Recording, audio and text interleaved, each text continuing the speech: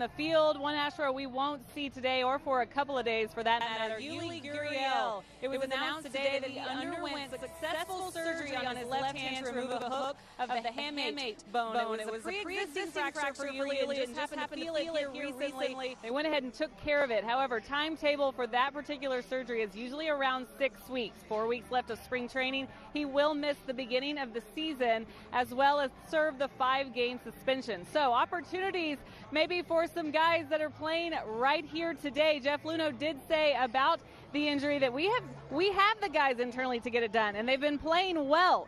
So they don't exactly need to look outside of the organization for any help. Not any more than they would have been looking for anyway. So A.J. Reed at first today. Tyler White, J.D. Davis, 2 other guys that they'll be getting more playing time than, but looking at a little bit closer. But so far so good for all of these guys who've had a little bit of major league time, but hoping for the opportunity to be on their first opening day roster for some of them. TK? All right, Julia, it should be fun this afternoon because not only do we have a nice day for baseball, but we get a chance to see Lance McCullers Jr. for the first time, and the pitching's been pretty good so far. It has been good. Lance McCullers last season made 22 starts. He was an all-star. Threw 91 of those 118 and 2/3 innings in the first half to earn the right to go to that all-star game. We talked in the open about how many curveballs he can go out there and throw. 47.4% of the time he will pitch with that breaking ball. Here in spring training, though, it's an opportunity to work on some stuff. We know the fastball location is going to be key for him to set up that breaking ball, but I also am going to be looking to see how many changeups he mixes in there because that could be a great third pitch for him. We will keep track of that. That will be a good storyline to follow during the course of the day as we watch the Minnesota Twins coming to town. They have a split squad today with part of their team back home taking on the Tampa Bay Rays. The other half here in West Palm Beach at the 15 ballpark of the Palm Beaches. Zach Granite, A-Ray Adrianza, the former Astro Robbie Grossman, Eduardo Escobar, Kenny Vargas, Nick Buss, Eric Ibar just acquired, Mitch Garver, and Ryan Lamar. We are underway in the first of our 4 consecutive telecasts on a Wednesday afternoon with Lance missing to Zach Granite for ball 1. Lance will see a lot of left-handed hitters in this Twins lineup. Most of them are switch hitters as Granite lines one to second base where Jose Altuve puts it away for the first out of this game. Good spring out. 91-mile-an-hour fastball from Lance McCullers. Granite puts a good swing on it, just poorly located right at Altuve. Altuve and Correa in the middle of your defense. The Astros going with A.J. Reed at first in place of Yuli Gurriel. You heard from Julia just a minute ago about Yuli's injury and successful surgery. Alex Bregman over at third. Lance misses to A-Ray Adrianza. They have 4 consecutive switch hitters in their lineup to the Twins, beginning with Adrianza. And then Nick Buss, who hits 6, is a lefty, and then Eric Ibar, who hits 7th, is another switch hitter. So 2 lefties and 5 switch hitters in the first 7 spots of the order. Lance will not see a right-hander until he gets to the number 8 spot in their lineup.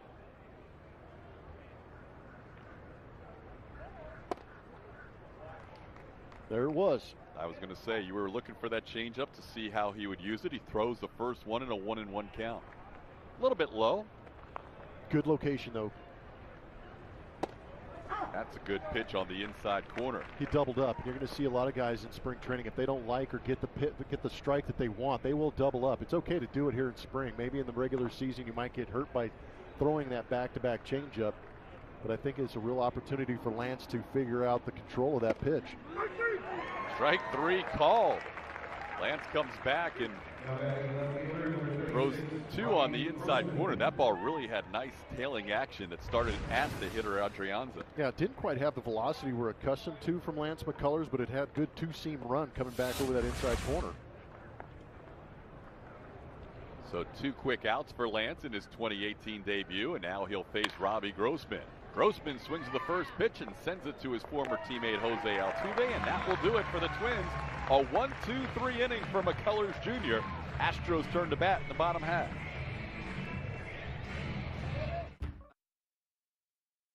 Team ballpark of the Palm Beaches enjoying this Wednesday afternoon contest between the Astros and the Twins. Here's your Astros starting lineup. George Springer leading things off, followed by Josh Reddick making his second start. Jose Altuve still looking for his first spring hit. That's third. Carlos Correa is the shortstop. Alex Bregman at third base, Brian McCann the DH, Tim Fedorovich behind the plate, and A.J. Reed at first base.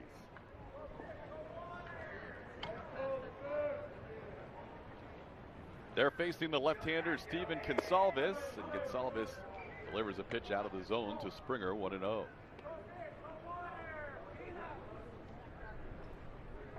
George 2 for 5 on the young spring with a couple of doubles.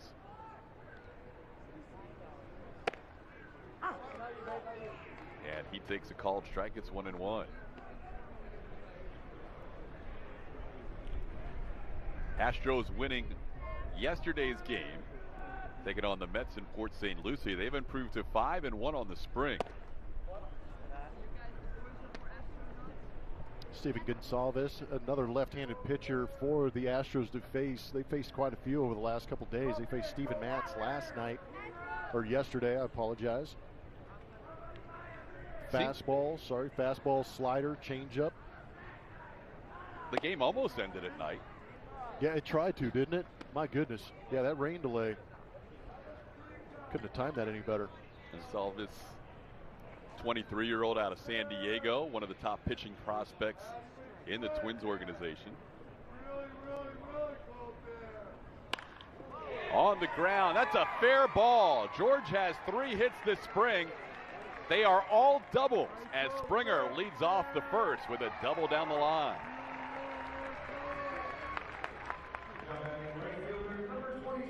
Remember what I said about them not missing a beat? These guys just show up and rake straight out of bed. But again, left-handed pitching at 87 miles an hour, if you're not able to locate that or have some kind of movement on it, it's going to hit pretty hard. You can see Gonsalves missing his spot, wanting to go to the outside, becomes right into the kitchen of George Springer, and he turned on it. That'll bring up Josh Reddick. One of the storylines last spring training was how much would Josh Reddick play against lefties in the regular season. Josh had himself quite a 2017 lefty on lefty. It was a lot of fun to watch. It almost was like he was on a mission to prove everybody wrong. Here he'll try and pull one to move Springer to third base with less than 2 outs. Reddick takes a called strike. Only one official at bat so far for Josh. He's also drawn a walk, just his second game in the 2018 spring.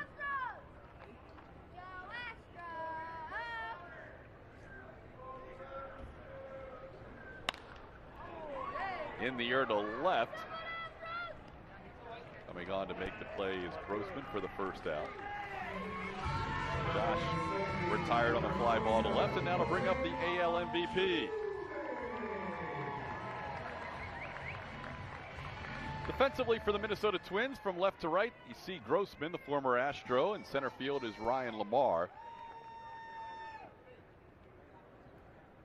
Zach Granite's in right field.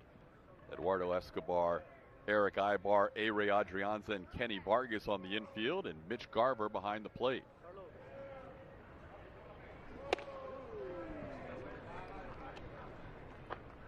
Altuve swings and misses. Jose still looking for his first spring hit. 0 for 3 with a walk and a sacrifice fly.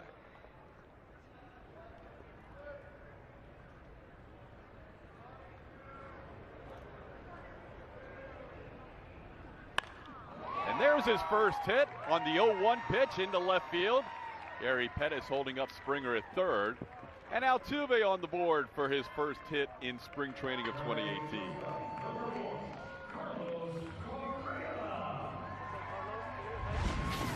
A little bit of a slider coming right back in to Jose Altuve. Good recognition, hand stay back, and he just serves a top hand lob into left field. He might actually be at first base complaining that George Springer didn't get a good enough jump to score for him. But it's spring, so they might be taking it easy on each other. It's one of the rare stop signs you'll see from Gary Pettis. That is true. He said his arm was sore after last season, going deep into the playoffs, waving everybody around. Here's Carlos Correa, runners on the corners and 1 out. Infield back, playing a double play depth.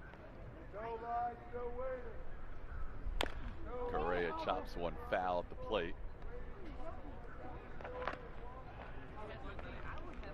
Astros are 5-1. The Twins come into today's play at 2-2-1. Only in spring training will you see a tie in the mix. Twins will have 2 results today as they play the split squad game. Paul Molitor, the AL Manager of the Year, decided to travel to the east coast of Florida with his crew today. They're in Jupiter tomorrow. So a couple of days on this side. They train over in Fort Myers on the west coast.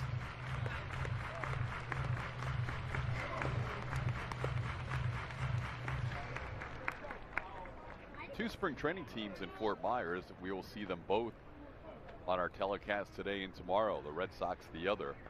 Although as opposed to the Astros and the Nationals, they do not share their facilities. Ground ball gloved by Vargas. He's going to come home, and Springer's in a rundown, and he's telling Altuve to go to third. But Springer is now out, and Altuve is in the middle of no man's land. George Springer did not do well as a third base coach there. Yeah, that was a full-on disaster. Spring training is why you work on things. We'll be back after this. TXU Energy Season Pass is backed by popular demand.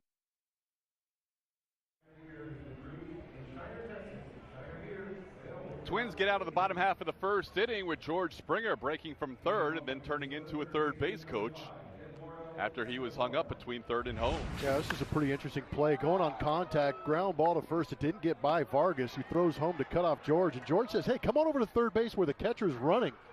Seemed like a great idea at the time, but didn't exactly pan out as Jose Altuve gets stuck in purgatory. Altuve looked around and said, I can't go anywhere. Why am I running towards the baseball? Obviously, in the regular season, Altuve may try and mix in a rundown throw or two, but in spring training, he had nowhere to go, and he just figured, I give up. But Springer not helping his buddy out. There's a rocket just foul down the first base side.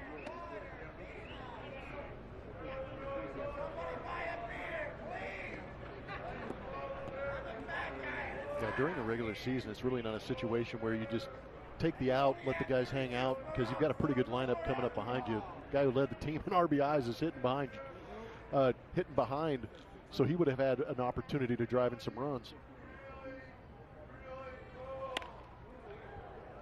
Ball's fouled away. It's a 1-2 strikes. Fastball changeup so far today from Lance. We haven't seen that power curve yet. And we know from years past, it's not even something he throws in the bullpen. How about that? Just comes out, just dominates with it during the regular season when he has to. To me, that's the most incredible thing for a guy who relies so much on that pitch that he doesn't need to warm up with it. It's amazing. Doesn't want to tax the arm anymore, so waits till he gets out on the mound. But he hasn't thrown one today. He's staying with the fastball changeup. Fastball, that last one came in at 88. 2-2 the count to Eduardo Escobar. Well, there was some conversations. He came up in 2015 and looked like he was trying to strike out the world. And then the next year we kind of saw him pitching a little more to contact. And I wonder if that might be the MO here in spring training, is just trying to just fill the strike zone with fastballs and changeups for strikes. A little bit up. Tim Fedorovich catching Lance today. And the count runs full.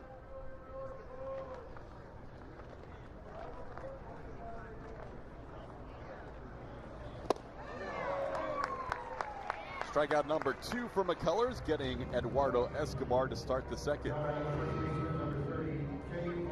It's just an easy delivery from Lance McCullers, not the violent mid-season one that we're accustomed to seeing, but there's great tail on that fastball. Yeah, he's thrown a couple of nasty fastballs with that two-seam running action to left-hand hitters.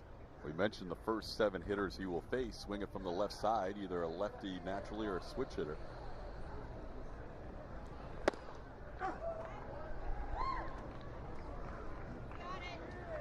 Kenny Vargas, the batter.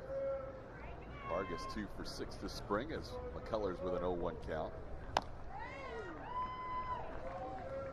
What was that mile-an-hour sinker? That had such good depth to it. My initial thought as looking at it on the monitor, it looked like a changeup. There's some pretty good tilt on that. I got to write something down to ask AJ now. He's got great movement. Whatever that pitch is that he's throwing, it is moving a lot. We think it's a fastball, but it had the movement of a changeup. Well, during the regular season, we'll see a pitch like that, 94-mile-an-hour fastball, and the 88 will be the changeup. Right. And I don't think he's just predominantly pitching with changeups, because we've seen a lot of 88 to 90 and an occasional 94.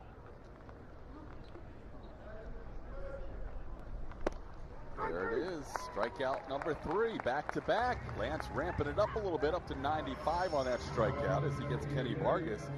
He's got these lefties just frozen on that pitch that's at them and is cutting over the plate. He has a very, very loose, very whippy kind of arm action to him, which is a little bit different, but I'm sure that that helps him create that little bit of late tail to his pitch. You know, the Twins probably talked about, man, we're going to see one of the nastiest curveballs in all of baseball today. And here they are facing fastball, running away from them, and changeup. There's another changeup. Yeah, I think I'm with you. I'm just going to call it the changeup. 86, 87 miles an hour with that kind of depth. Maybe those early pitches, because there were some 90s. Yeah. That's what fooled both of us.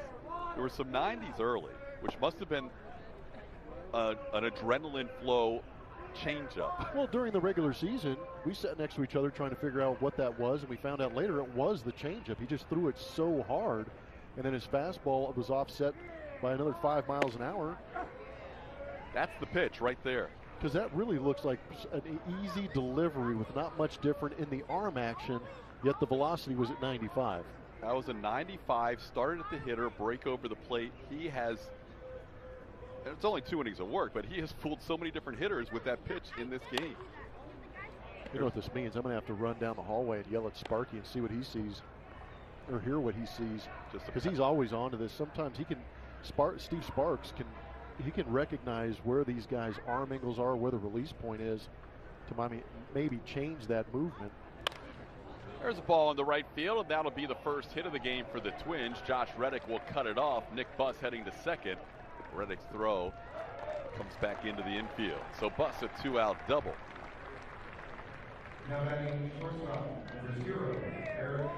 Well, we mentioned the last time Lance McCullers Jr. was on a mound with a paid admission in the ALCS. Actually, no, he pitched in the World Series, but in the ALCS Game 7, he threw 24 straight curveballs to end that game. So today he is going without the curveball entirely, it appears. That'll mess with hitters. Just to ruin our pregame open. Yes.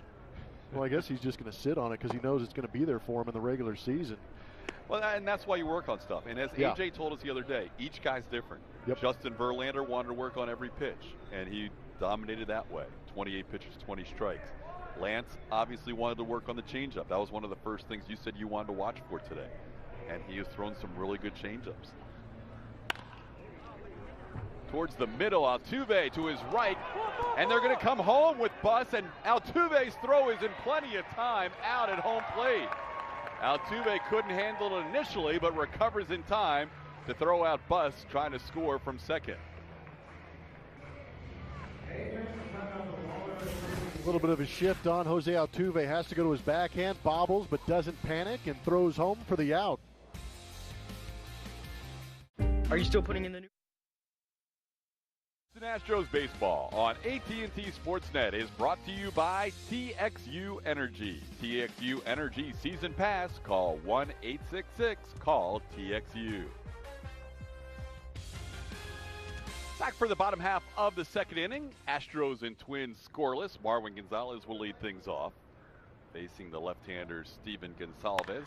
And Marwin sends one in the air deep to left center field. Grossman on the run to the track, and he'll make the catch right in front of the wall. Marwin bidding for his first home run of the spring. He's now 3 for 6. Sent that one a long way. Another good spring training at bat. It's a good swing, and that's what Hudgens, the hitting coach, is going to tell him when he gets back. He's going to go great swing. He might have been a hair too quick, maybe. Got it off the end of the bat, or maybe just a hair too slow, get it off the label. But still a very good swing. The launch angle was probably right where he wants it to be, but during the regular season, that'll be barreled up and driven out of the ballpark. Here's Alex Bregman taking a called strike. Alex 1 for 8 this spring with an RBI. Back to third base. We've seen him play some shortstop this spring. There's a ball down the line, but hooking foul. Mentioned we're with you Wednesday through Saturday on AT&T Sportsnet.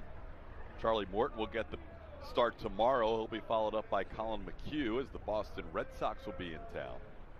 Red Sox, Yankees, and Astros, the three teams that matched up in the postseason last year, have the three best spring records so far in the Grapefruit League. Garrett Cole will make his first television start coming up on Friday after that against the New York Mets. And then Justin Verlander back on the hill Saturday against the Nationals. That ball in the air where Grossman is. Doesn't have to move very far. And Robbie has 3 putouts in the first 5 outs, 2 outs in the second. It's a good look at what Todd was talking about. Boston tomorrow, the Mets on Friday, Nationals on Saturday. All these games will be covered on AT&T Sportsnet. See, Friday's game is an evening game. Catch that pregame at 4:30 on AT&T Sportsnet. Good to mix it up every once in a while and have a night game. Here's Brian McCann back in that DH role. We can ask AJ about that as well. AJ will join us in the top half of the 4th inning. We can ask AJ when the plan is for McCann to get a start behind the plate. I know he is going to ease Brian McCann's spring training workload after a postseason in which he started all but one game and in a World Series where he played every single inning behind the plate.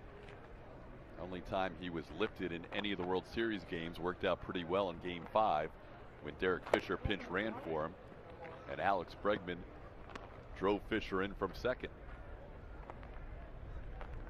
Lefty on lefty. Gonsalves against Brian McCann.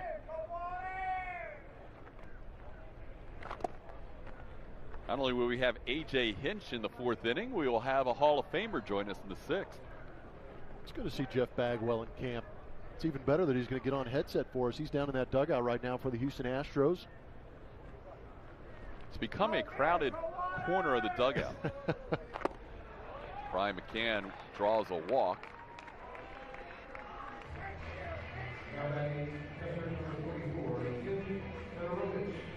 Astros spring training now in full motion. Catch all the excitement at the 15 ballpark of the Palm Beaches as the Astros prepare for the 2018 season. For tickets and more information, you can visit Astros.com. I have a feeling there will be a decent amount of Red Sox fans here tomorrow.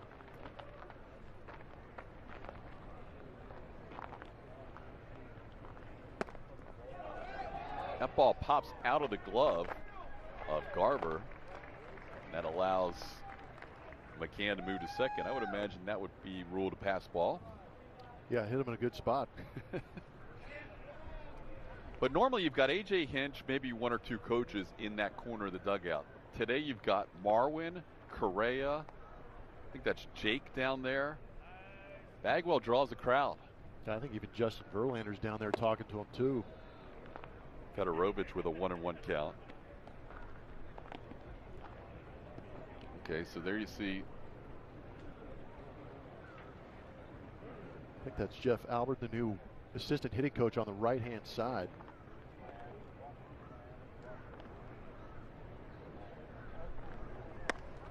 Ball slipped out of his hands. It's 2-1. There's the crowd. AJ's got, well, Correa's now going to leave because he's got to get some sunflower seeds. But you've got Jake, you've got Bag. Yeah, Baggy's right behind that post talking to Jake Marisnik.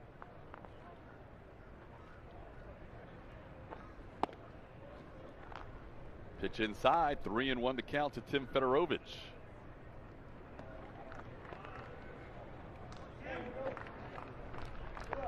Pretty cool. Bags will be here at least through the weekend.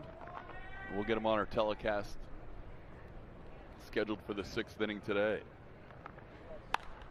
Popped up in the air. Vargas and the catcher Garver. It's going to be Garver who takes control and puts it away for the final out of the inning. So a walk and a man left on base. We're through 2, scoreless. We welcome you back, and it's never too late to join the team. 2018 Astros Buddies memberships are now available for kids 12 and under. Buddies receive 4 tickets to an Astros regular season game, a backpack, cap, socks, and exclusive benefits throughout the year for only $25. Visit astros.com/buddies today to sign up.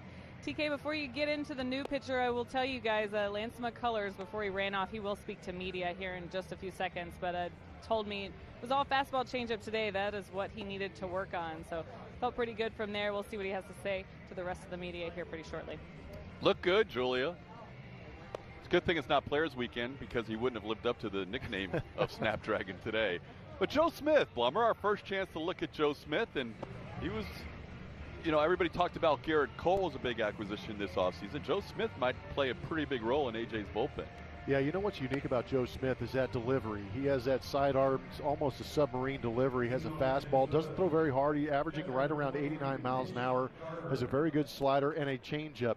The thing about Joe Smith and that delivery is it makes him effective with that slider to right-handed hitters, but he's also effective to left-handed hitters too with that sinker at 89 diving away from them. So it might be one of those guys that AJ can use against left-handed hitters. When we were trying to figure out when AJ would use Joe in this game, we said, well, it kind of is dictated by where they are in the lineup. And sure enough, the only two right-handers in the Twins lineup are due up back-to-back here. So Smith comes on in the third. Mitch Garver, Ryan Lamar, a couple of righties, and back to the top of the lineup where it'll be all lefties or switch hitters the first 7 spots.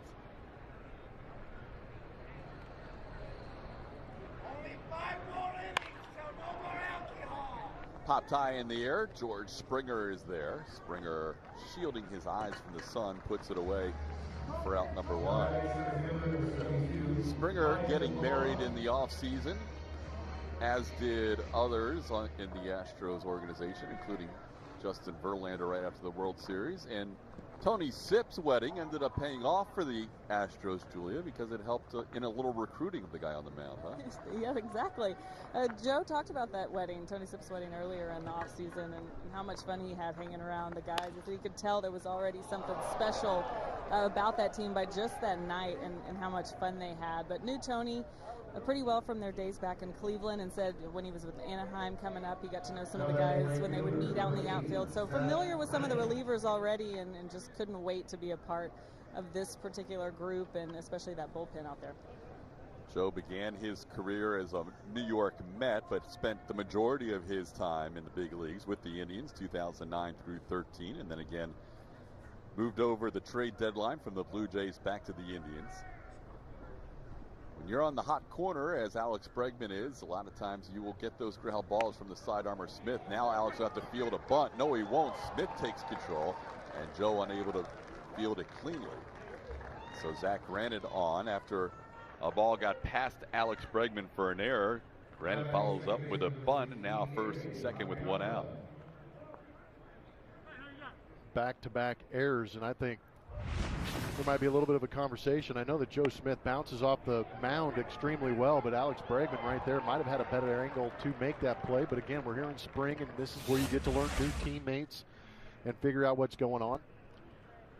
It's a good point. He probably didn't even think that Bregman was going to be as close as he was, and Alex was in there in a hurry and probably had a better shot to make that play. That's going to go as an error as well. So back-to-back errors charged to the Astros. Almost had an error in the last inning too, as Altuve couldn't field a ground ball cleanly. They did give Eric Ibar a hit on that as it was up the middle. Well, you have a chance in spring training to learn personnel, and you also have to be situationally aware. 9-hole hitter gets on, leadoff man is up there. He's probably not trying to do too much damage in a 0-0 game. Probably trying to move that runner into scoring position with that bunt. Really a no-lose situation for Granite. If he lays it down and he's out, it's a sacrifice. If he lays it down and gets a hit out of it, it's a hit. A-Ray Adrianza the batter, and he fouls one away. Smith, when he moved from the Blue Jays to the Indians, pitched in 21 games for his buddy Terry Francona. And in the process of those 21 games, he did not walk a batter. He's a guy that will throw strikes coming out of the bullpen. Not afraid of contact, and if you're playing defense behind Joe Smith, you better be ready. Be on those toes. Almost 56% of the time in his career, he's going to get a ground ball. That ball just missed the corner as he tried to break that slider on for a called third strike. Adrianza left it in the hands of Lance Barksdale, who said it was just a bit outside. Astros wouldn't mind a ground ball here. Instead, the count stays 2-2. Through his career, Smith has allowed a 705 OPS to left-hand hitters and a 588 OPS to right-hand hitters. Last year, those numbers stayed in play. 546 OPS against righties, 702 against lefties.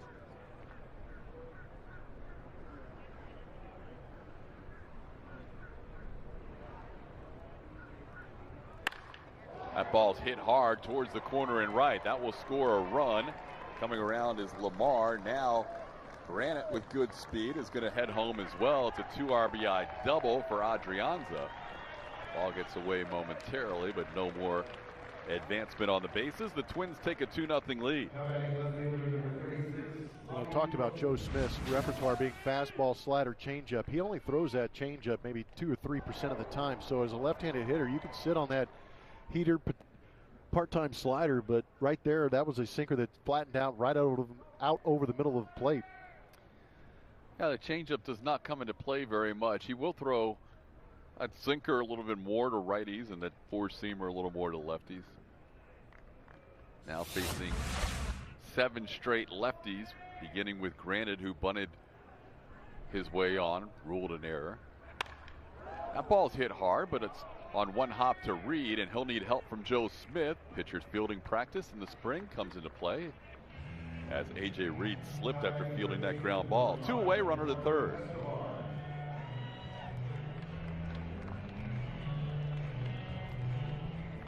Smith's going to have to work in this inning a little harder than usual, as there are 2 outs and 2 runners reach base on errors. So in essence, he's had to pick up 5 outs this inning. Good play by A.J. Reed on the hot smash down to first base. Did a good job of flipping it, but what he did after the play was kind of veteranish for me. Walking back with Joe Smith, giving him a chance to regroup, settle down, get his breath back. And now it's a long way for those pitchers to go all the way to first base to cover. Wind sprints. Take another look at this, Blummer. You look at it. Yeah, you look at it. No, we won't. Here's Eduardo Escobar. He swings at the first pitch and pops it high in the air. A.J. Reed, Jose Altuve squinting into the sun. It's Altuve who takes control for the final out. So Smith, a couple of unearned runs in his Astros debut, and a smile on his face as he trots off with the AL MVP. Big time. Guarantee all the 2018 tickets you want with a full or partial season plan. Season ticket plans let you enjoy the best seats at Minute Maid Park. Save money and receive great benefits all year. Call 1-877-9-ASTROS or visit astros.com/season tickets for more information to get your seats today. Great moments at Minute Maid Park. That place was rocking for 3 straight series. Red Sox, Yankees, and Dodgers, and we are underway in the bottom half of the third. Twins lead the Astros 2-0. A couple of unearned runs with a couple of errors by the Astros in the top half of this inning.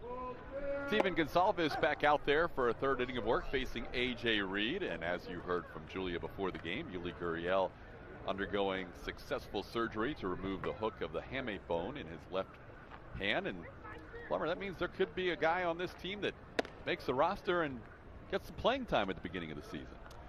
Yeah, there's going to be a real opportunity. We knew with Yuli's 5-game suspension, there was already talk about how they were going to use that roster spot. Now you have to talk about how you're going to use that roster spot for 4 to 6 weeks, possibly with him out after having hand surgery. And A.J. Reed is one of those guys that jumps back into the mix.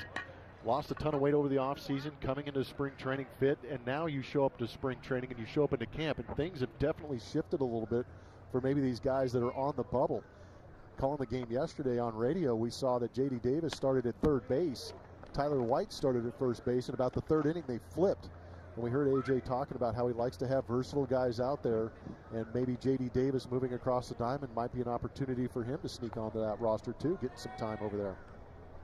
You'd always have Marwin play some first too and go with an extra outfielder. A lot of options for A.J. Hinch to consider, and there's a 3-2 pitch that Reed misses, a high fastball for a first strikeout for Gonsalves.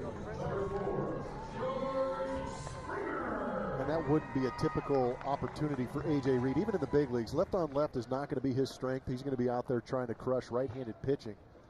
But a lot of movable parts, Marwin being that switch hitter helps out a ton. Jake Marisnik, a right-handed hitter. Derek Fisher, left-handed hitter. J.D. Davis, a right-handed hitter. There's some really good guys out there to choose from, and there is depth in this organization. Springer doubled down the line his first time up, and then was caught between third and home trying to score on a ground ball off the bat of Carlos Correa. That turned into a double play. A.J. Hinch will join us in the next half inning, as he usually does in the top half of the fourth.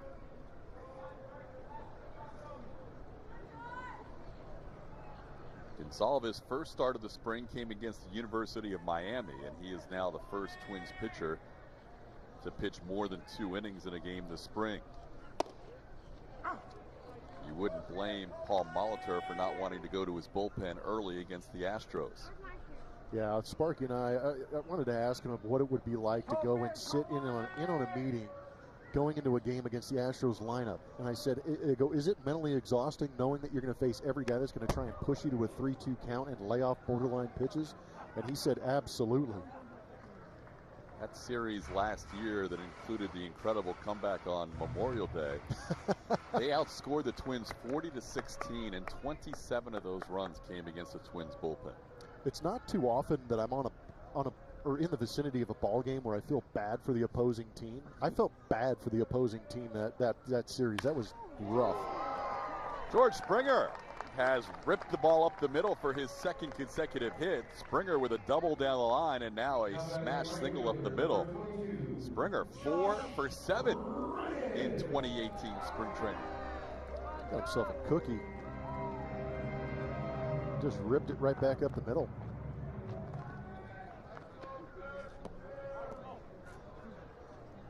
Springer and Vargas are good buddies over there at first base. We saw George in the pregame sprints run and jump into the arms of Kenny Vargas. Yeah, that was a full bro embrace. So they'll catch up at first while Reddick has a 1-0 count. Josh flied out to left his first time up.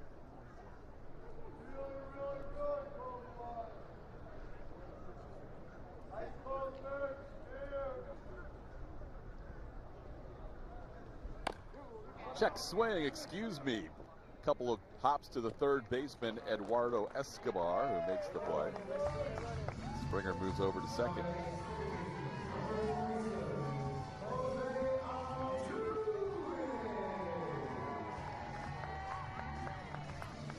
Puts a runner in scoring position for Jose Altuve with 2 outs.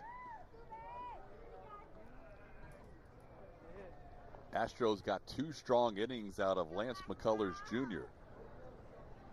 Lance struck out 3 and really showed some good movement on both the fastball and the changeup.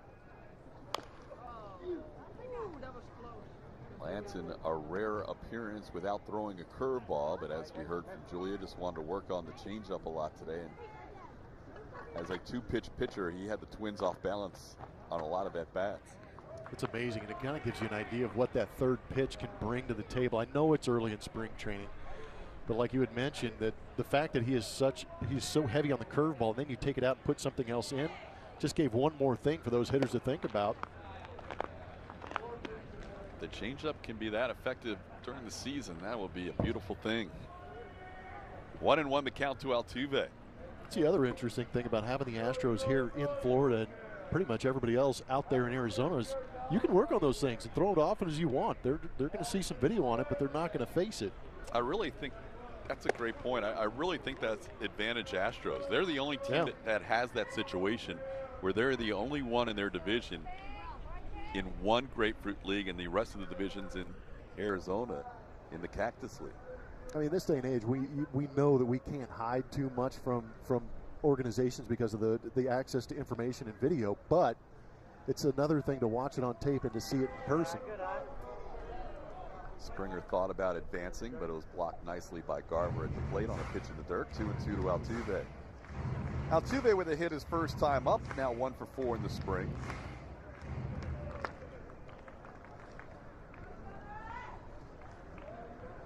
45 pitches for Gonzalez, so he may be near his limit. There's bullpen action going for the Twins. Gonzalez last year spent most of the time at Double-A Chattanooga, also pitched in Rochester 5 games.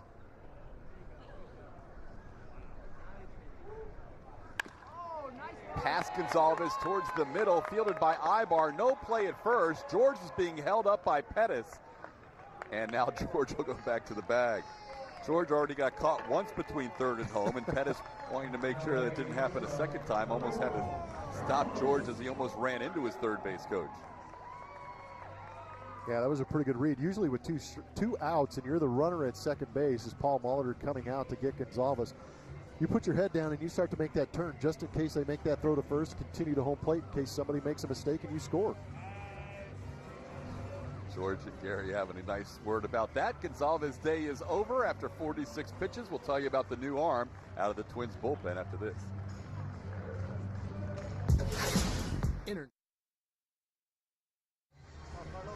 2-0 game, Twins with a new pitcher.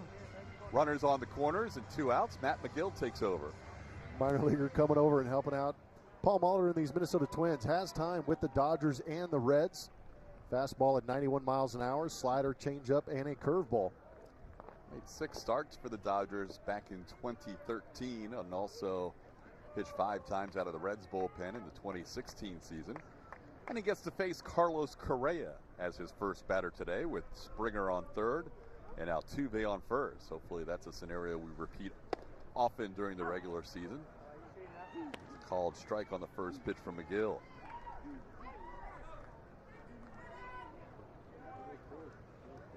First appearance for McGill for the Twins this spring.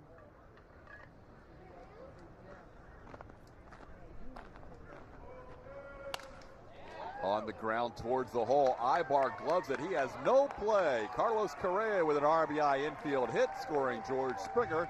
Astros on the board, now down 2-1. A couple of seeing eye infield hits with 2 outs leading to that run.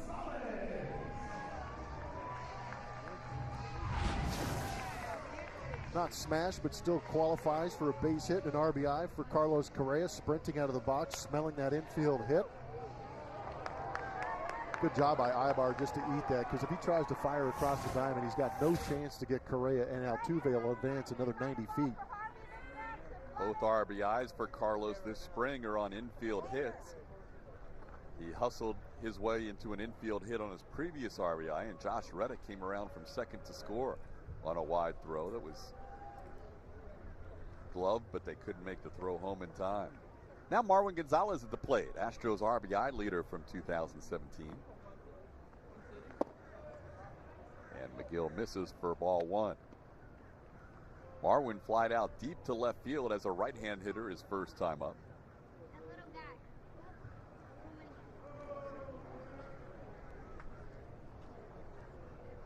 McGill was in the Padres organization last year. Made 19 starts for El Paso in the Pacific Coast League. Marwin backs out of the way. Pitch misses inside. It's 2-0.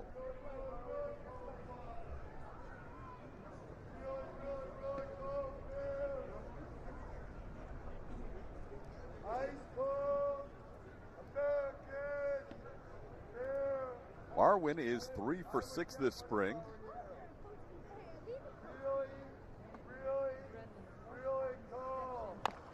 Off the end of the bat. If it stays fair, it's trouble, and Escobar is going to let it roll foul.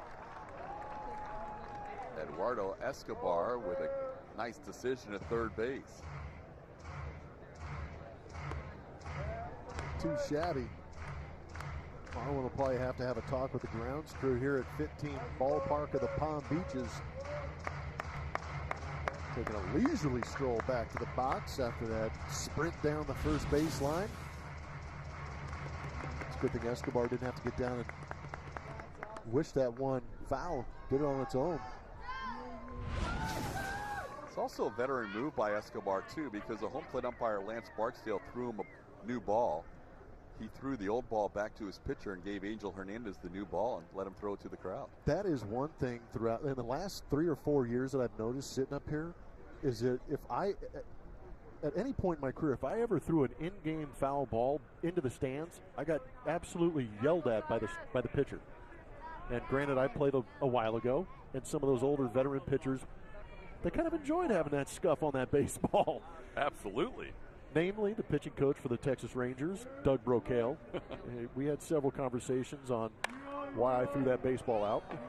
Trying to be nice to the fans. As all the way back to the wall is Robbie Grossman to make that play on Marwin Gonzalez. Marwin has gone deep to left field twice and has nothing to show for it, but sends one about 360 feet to the base of the wall for the final out of the third.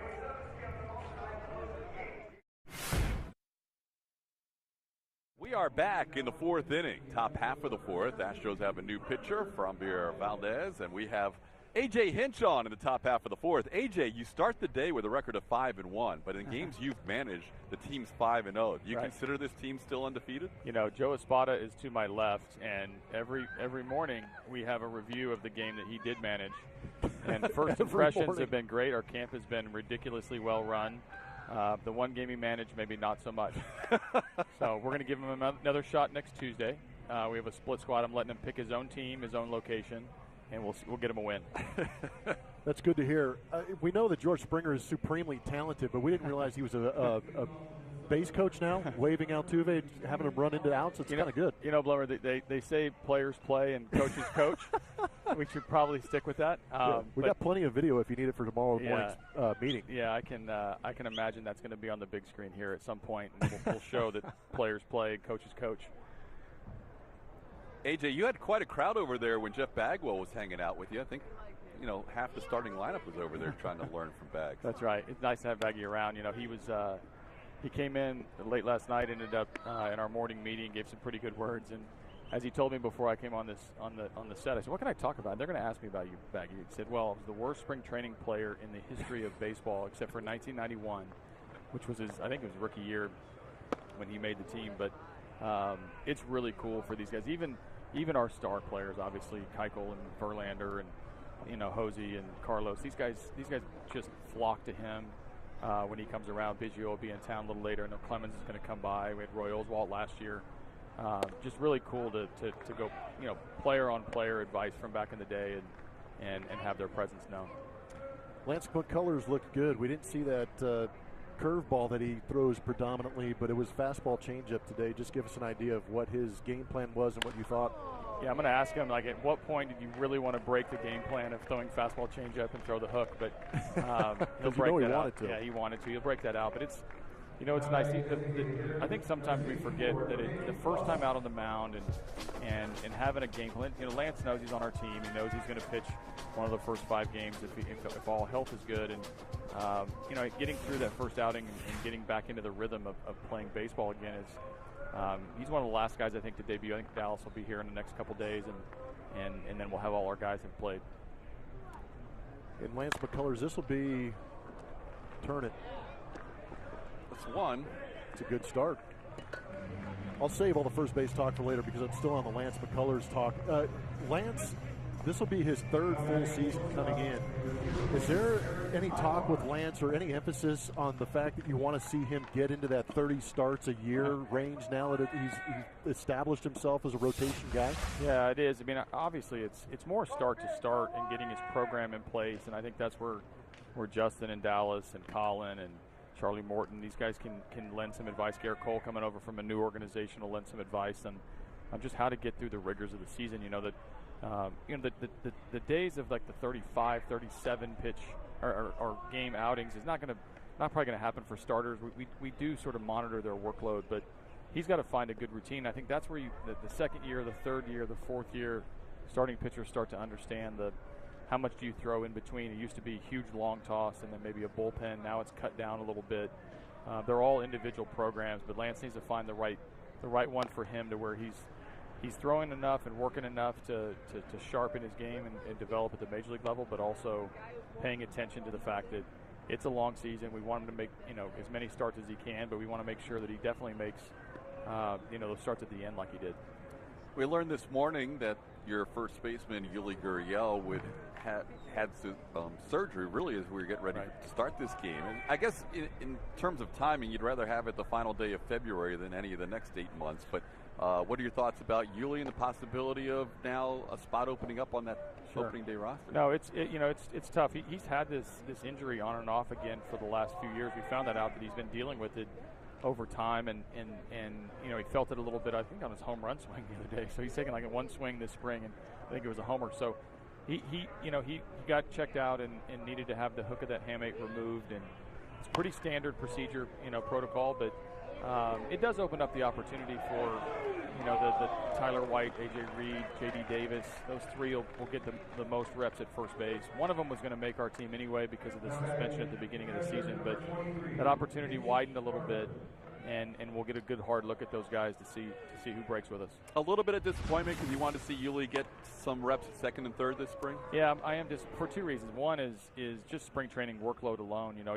It sounds like it'll be fine that we'll get us some at bats in the minor leagues and things like that. But anytime a guy misses the whole spring, he got a couple at bats and a couple reps at first. He even played third the other day when he got scratched. So I am bummed to not move him around like I said I was going to, and we'll incorporate that during the season or during his rehab assignment when the minor league season starts. But anytime a player misses the preparation side of it worries me.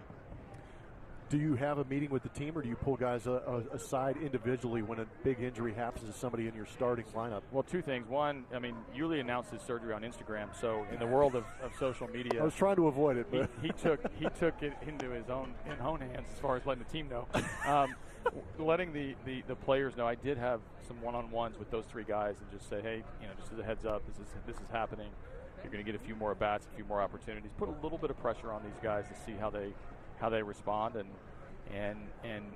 it's a full-fledged competition. We really don't have a bias going into right-handed, left-handed, doesn't matter. I know that Davis and White can move around the field a little bit.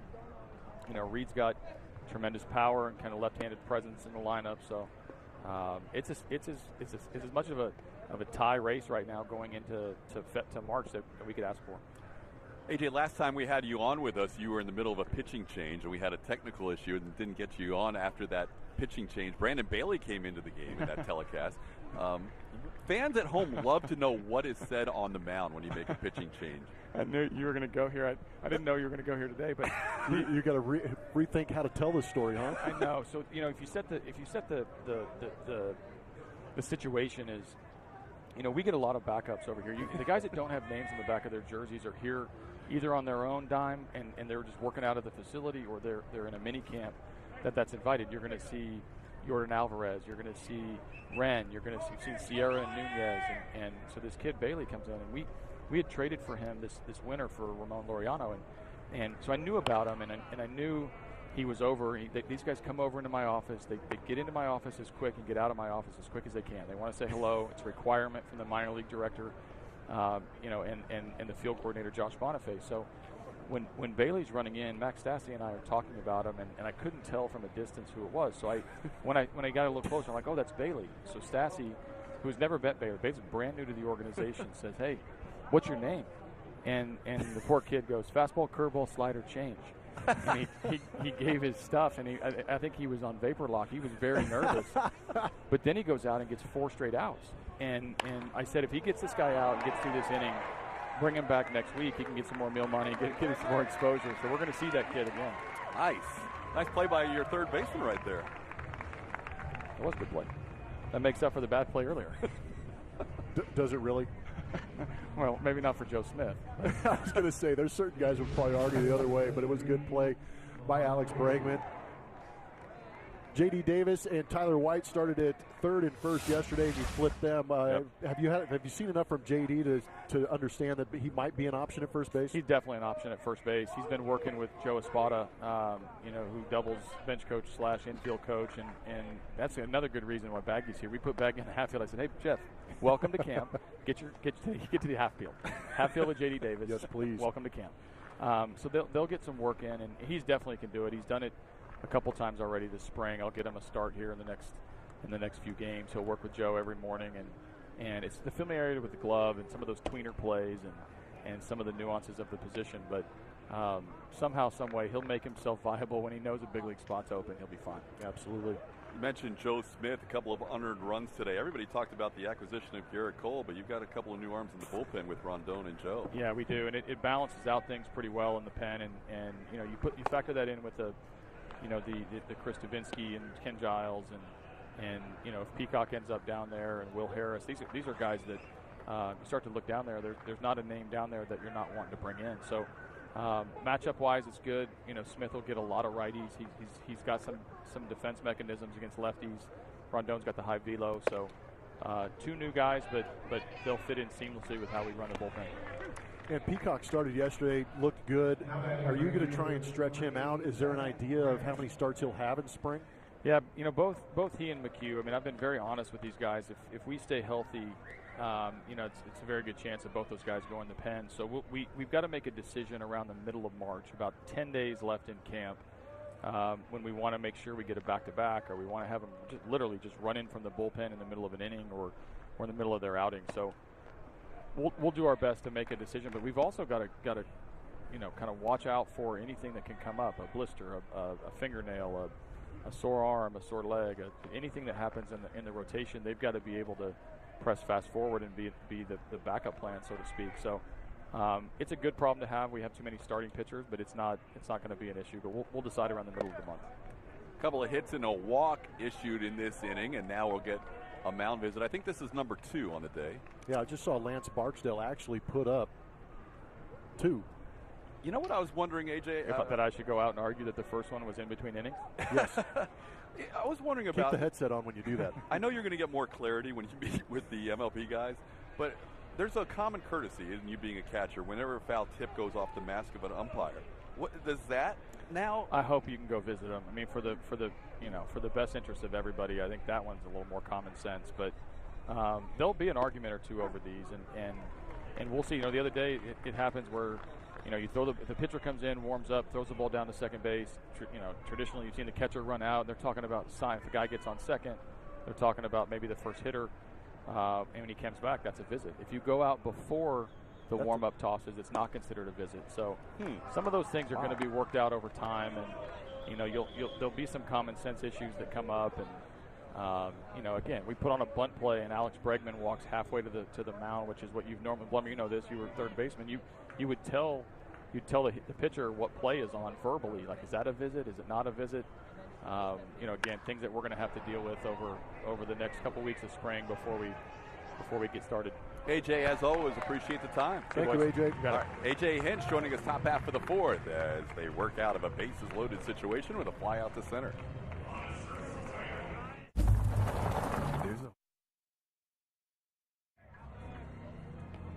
This week on a brand new edition of Astros Bases Loaded, we look back at an abbreviated offseason. We talk with Garrett Cole, Justin Verlander about spring training preparation and recap Astros Caravan and FanFest. All that on Astros Bases Loaded Fridays before pregame, only on AT&T Sportsnet. And Alex Bregman leads off this inning. He's another guy we sat down with, and we'll have a nice feature on him. Brian McCann's going to follow him up, and one of the things I remember from that sit-down with McCann, talking about his teammate Bregman, was saying that Bregman reminds McCann a lot of himself when he was younger. Just the thinking about baseball 24/7. You know you're going to be successful because of how much you love it and how much you want it. Interesting, but McCann, obviously a huge fan of the third baseman for the Astros. TK? Yeah, why? I mean, Alex Bregman, what a baseball savant he is. He eats, sleeps, breathes the game of baseball and takes first pitch strike, 0-1.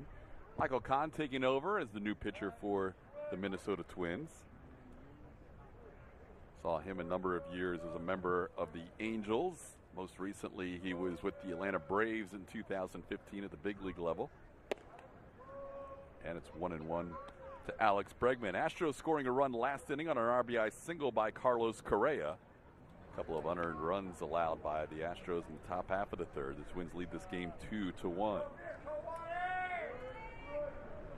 You know, being a fan of Bregman, wow, that guy was really happy to see Bregman up there. But it's probably because Alex Bregman is one of the more entertaining players I think I've run across in a while, all the way around. Yep.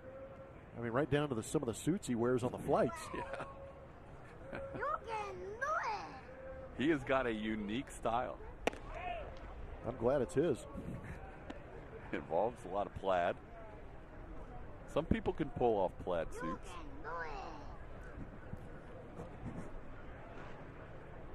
Julia, how would you describe the sartorial style of one young Alex Bregman? Yeah, that's who we need to go to.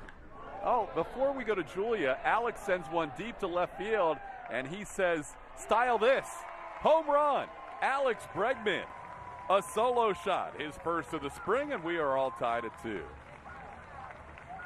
The way he swings the bat is also very entertaining. He was a gym rat in the offseason, adjusting the diet, and now he's got that first spring training bomb out of the way.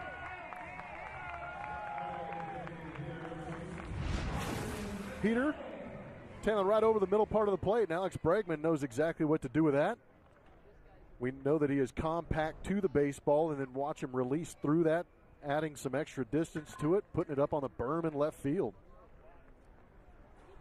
Bregman gets his first of the spring, and here's Brian McCann. Remember, it took Alex a while to get his first of the regular season last year. Got that slam on Derek Jeter Tribute Day at Yankee Stadium. Julia, going back to the style question, how would you describe Alex Bregman's personal style of fashion? Of fashion? Yeah, like what he wears on the Chargers, I guess basically is where we're going with this. I think he he likes to get a rise out of his teammates. He's like a 1950s blackjack dealer. I'm not sure. Are you talking about the red plaid? Yes. Well, so the thing is that last year, when this team started winning, they all just had to keep the same things going.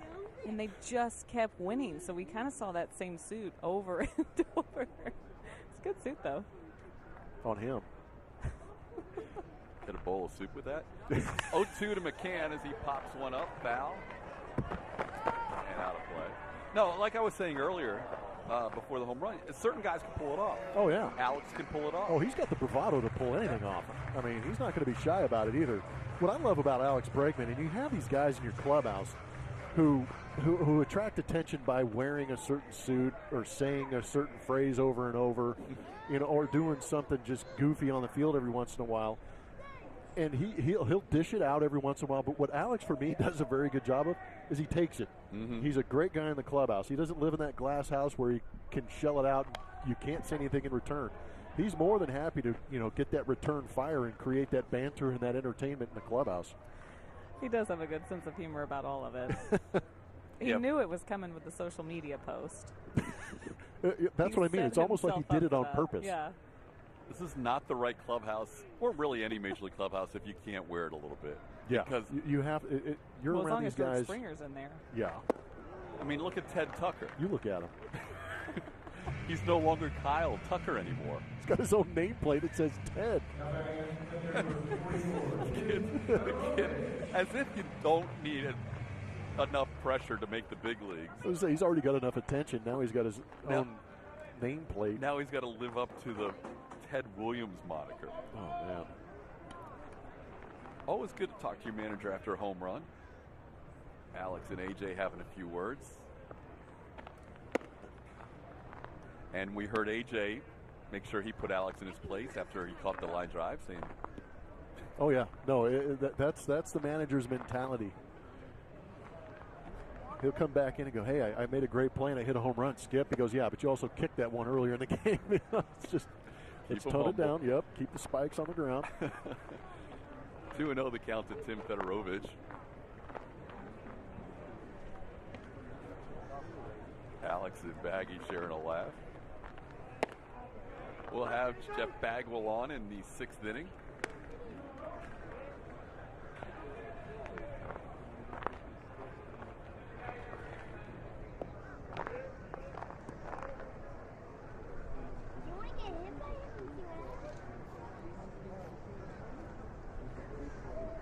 Fedorovich with a 3-0 count, and Kahn walks him on 4 pitches.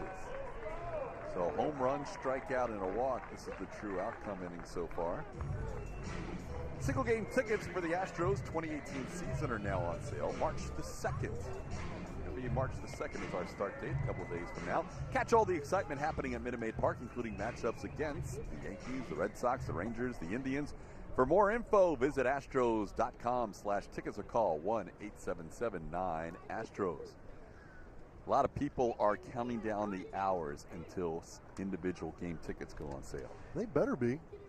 This team actually is better, could be better than last year. I don't know how that even makes sense, but they could be better than last year.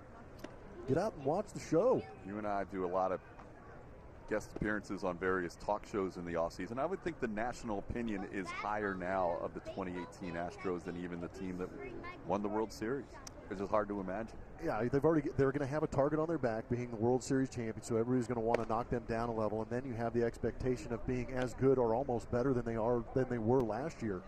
So there's a lot on the line for these Houston Astros. They've got a lot to deal with, but I still feel that these guys are young enough, and that youth encourages a hunger to do it again, because a lot of these guys are still in their arbitration years. They haven't become free agents yet, so they're still playing for a lot. A.J. Reed sends one high in the air into right field. Coming on and make the play for out number 2 is the new right fielder for the Twins. I can't remember who said it. I want to say that it was Carlos Correa, and he said the word legacy, and that kind of resonated with me. That these guys are thinking about legacy. They have a chance to really lay down a couple of good years of winning years here in Houston.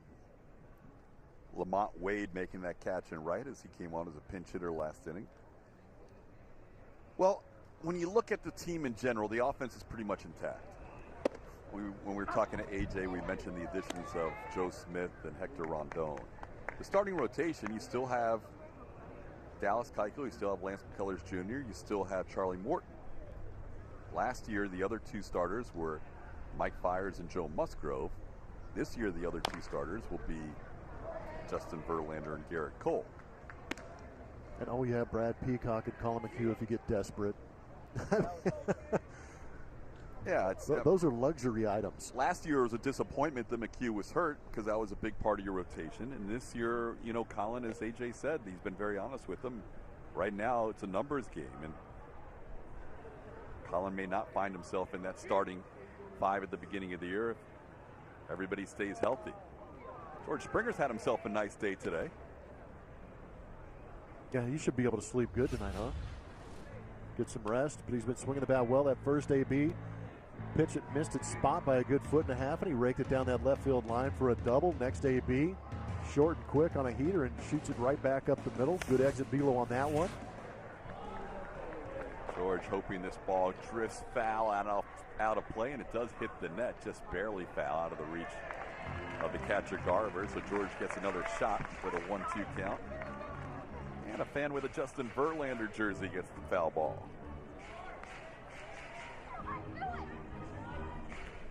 We will see Verlander make his second start of the spring over the weekend against the Washington Nationals on Saturday.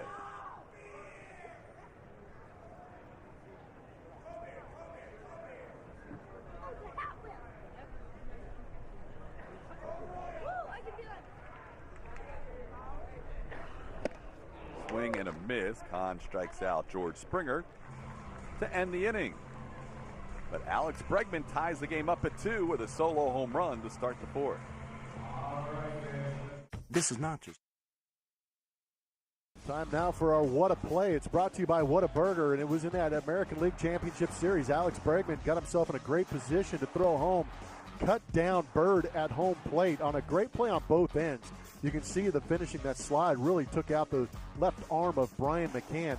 But this play was all set up actually earlier in September when he had a conversation and had an opportunity when he had a similar situation with a runner at first and third, ground ball to Alex Bregman. He tried to turn 2. It didn't work out. Had the conversation with A.J. Hinch, and he said, next time you get that play, cut down that run at home plate. And that previous play led to him enabling himself to get in position to throw that ball home and cut off Greg Bird at home plate, and that was a huge play in that championship series. It really was, and we showed a series of really good defensive plays against the Yankees in that ALCS, and it was a pitching-dominated series. Yeah. the ALCS as Framber Valdez gets his second inning of work facing A-Ray Adrianza. Astros only hit 187 and scored 20 runs in that 7-game set against the Yankees. The Yankees only hit 205, so the team that played the best defense was a huge factor in some of those wins. Yeah, and oftentimes in those playoff series, every single run counts. So if you have the chance to cut that run off at home plate, you take the chance, and Alex did. And thank goodness Brian McCann held on to that baseball, because that slide was a lot more vicious than it initially looked when we saw it in the playoffs. That is the underrated part of that play. As good as the play was made by Bregman, and he had to make a split-second decision for McCann to hold on to that ball as Bird was bearing in on him. That was one of the more important defensive plays of that ALCS. And it also could be a situation, too, where Alex says, hey, if we get in this situation again, Brian McCann, be ready. I'm coming home. Valdez with a 3-2 count to the leadoff hitter, Adrianza. Astros still have their starting infield in the game. George Springer is no longer playing center. There's a base hit for Adrianza into left field.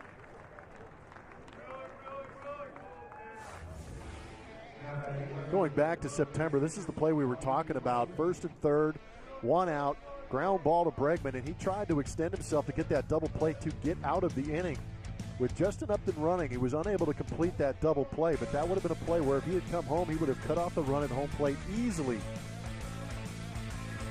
We always talk about how the youth of this team, they are athletic. He thought he had a chance to make that play, but sometimes you have to go through and maybe fail every once in a while to learn from that experience, and that's exactly what Alex Bregman did, and I think that's even a life lesson.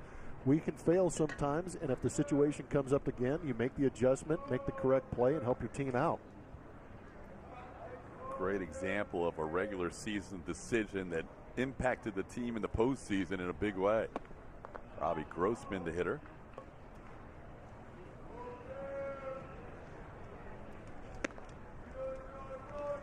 Grossman, a couple of ground outs today. Robbie with the Astros from 2013 through 2015, the last 2 years with Minnesota.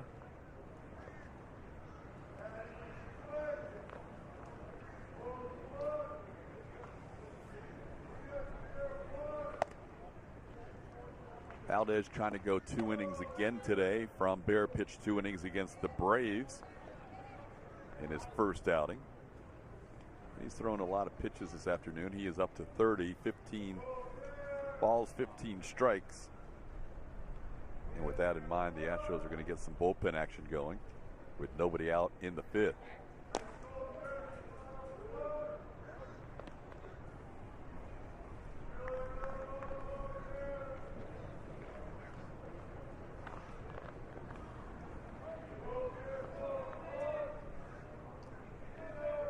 Jeffrey Allen Boshears, Buddy Boshears warming up. What's wrong with the first name Jeff? He is a buddy. Did he get a buddy membership? Yeah. Yeah. There you go. He might be the buddy president. Talk about the perfect marketing strategy right there.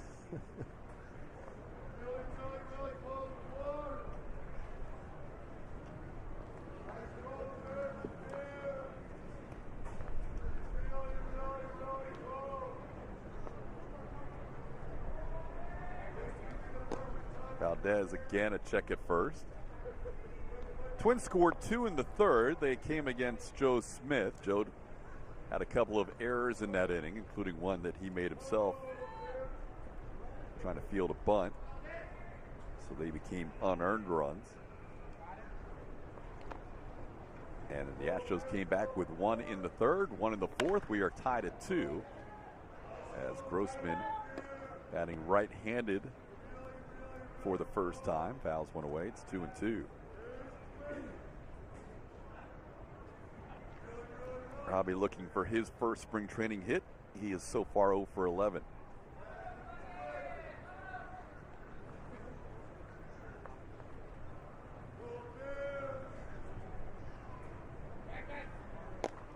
That was close to a balk. Valdez last year started at Bowie's Creek 13 games, 9 starts. Moved up to Corpus Christi, another 9 starts in a dozen games. 24-year-old lefty trying to make an impression in spring training. Well, as quick as Robbie Grossman's first 2 ABs, this one is not. A couple of pickoffs, he stepped out, foul balls. Framber wants a ground ball here. He'll take that. Picks up a strikeout. Strikeout number 1 for Framber Valdez. He had to work for it. Good job of Fedorovich setting up on that inside corner after the previous pitch was a backdoor slider that was spoiled by Robbie Grossman, but Framber comes back with the heater down and in for the swing and miss. Nice pitch. Since Springer left the game after his 3rd at bat, you would think the rest of the guys that are still in there, Altuve's, the Correas, the Reddicks, Marwin, they're probably going to get a 3rd at bat and then call it a day as well. Drew Ferguson is the new center fielder for the Astros.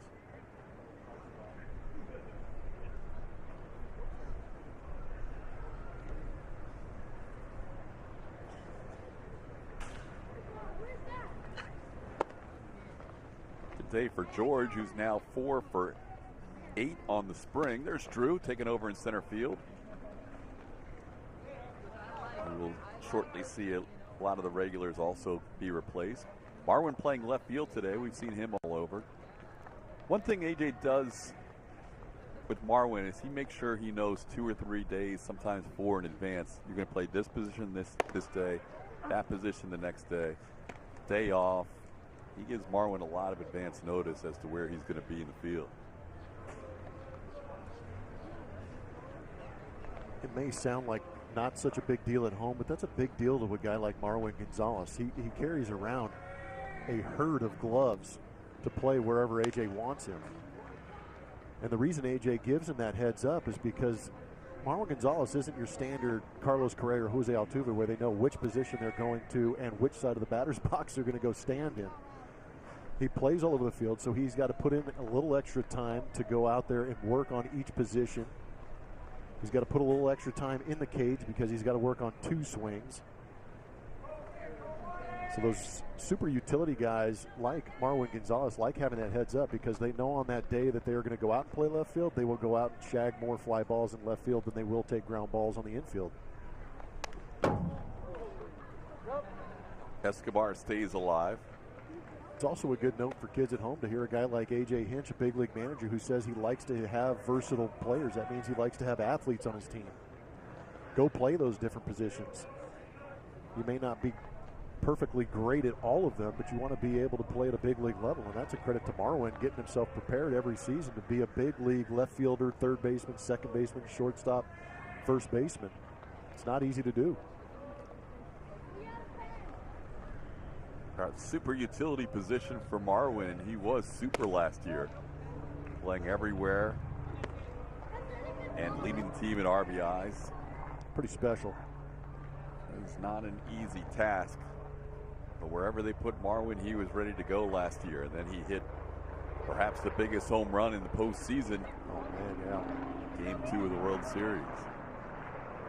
3-2 to Escobar, and that is a walk. We're above 40 pitches now for Framber Valdez as he gets a little extended in this outing, but he will stay in there with runners on first and second and 1 out.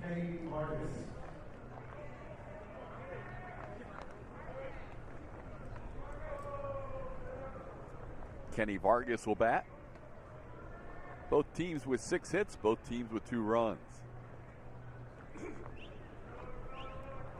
Buddy Boshears, a lefty, is ready to go. There's a lefty on deck. We will see if this is the last batter for Framber. There's a called strike.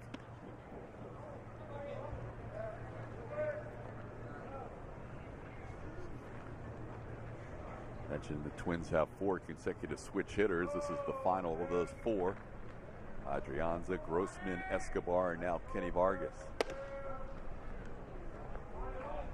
Valdez misses 1-1.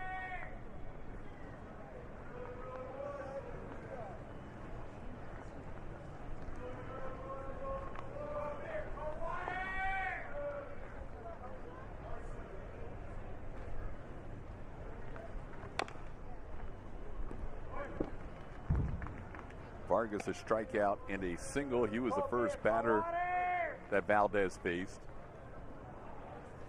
Frombear has allowed 3 hits. He's also walked a couple in an inning and a third so far.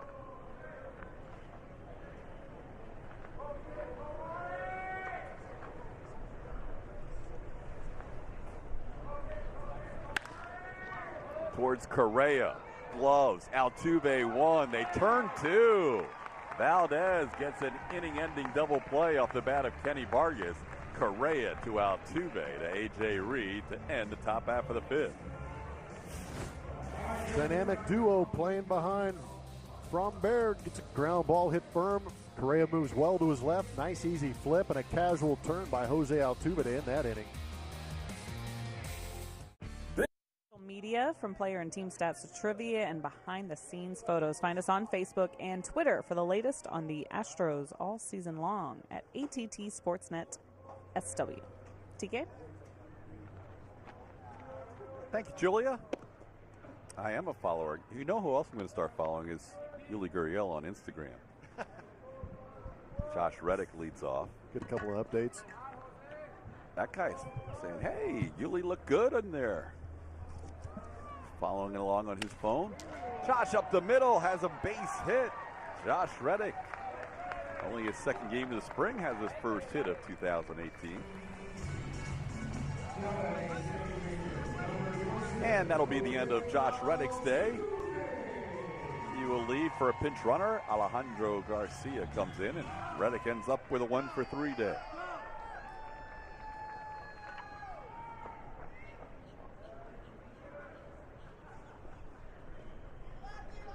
That must be a good feeling, Blummer. Your last at bat of the day, you know you're coming out.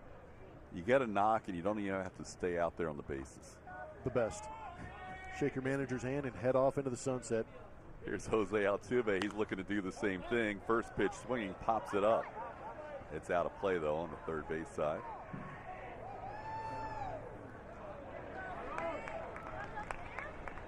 That's when you start telling everybody in the clubhouse, hey, you're only as good as your last at bat. I got a knock.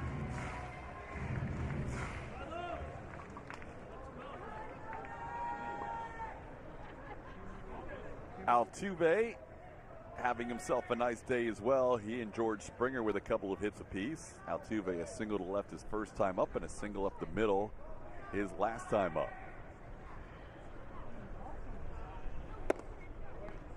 There's a called strike. 0-2.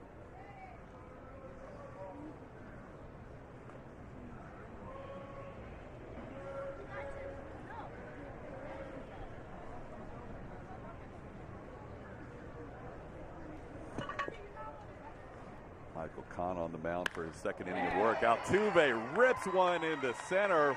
What a day for the AL MVP. He goes 3 for 3, hits the ball hard 3 times.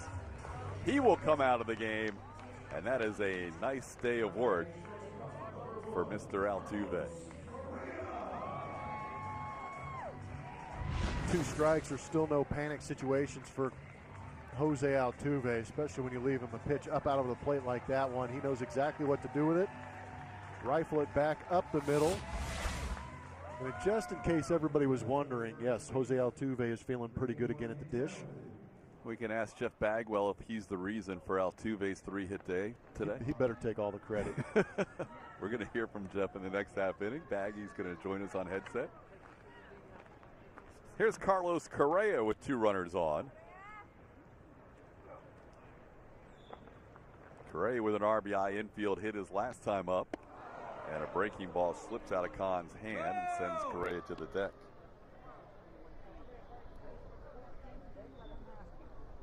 Never fun when you have a pitch coming right at your skull. You see the panic set in. Hey!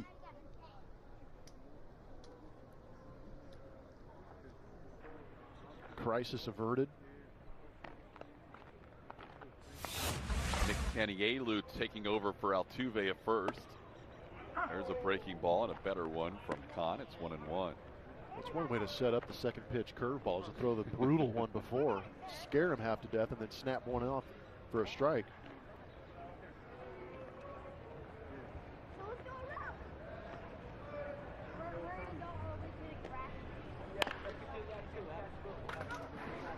Heads up, Con, Julia.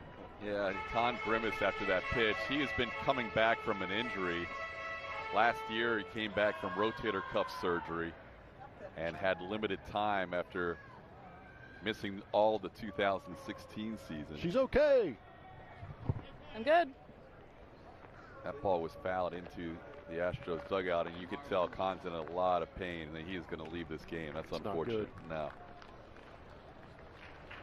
Michael Con, who's had to deal with return from injury for the last couple of years, leaves this game, and we'll have more after this. Okay, Tech. Memorial Day in Minnesota, when the Astros had one of the greatest comebacks you will ever see. Yeah, it's time to play, and Toyota's going to present it to you. It took a little while for these guys to get going, but once they got going, it turned into the Memorial Day mauling because they were relentless. There was a key injury to Byron Buxton in center field that shifted around the outfield a little bit. Todd and I were enjoying some mini donuts, a whole bucket of them, and little did we know, for every donut we ate, they were going to score a run. So it was a pretty healthy dose of donuts and runs. Everybody contributing, finding holes. But this is what that offense does. This is what the Astro offense really turned the corner. It started to light things up.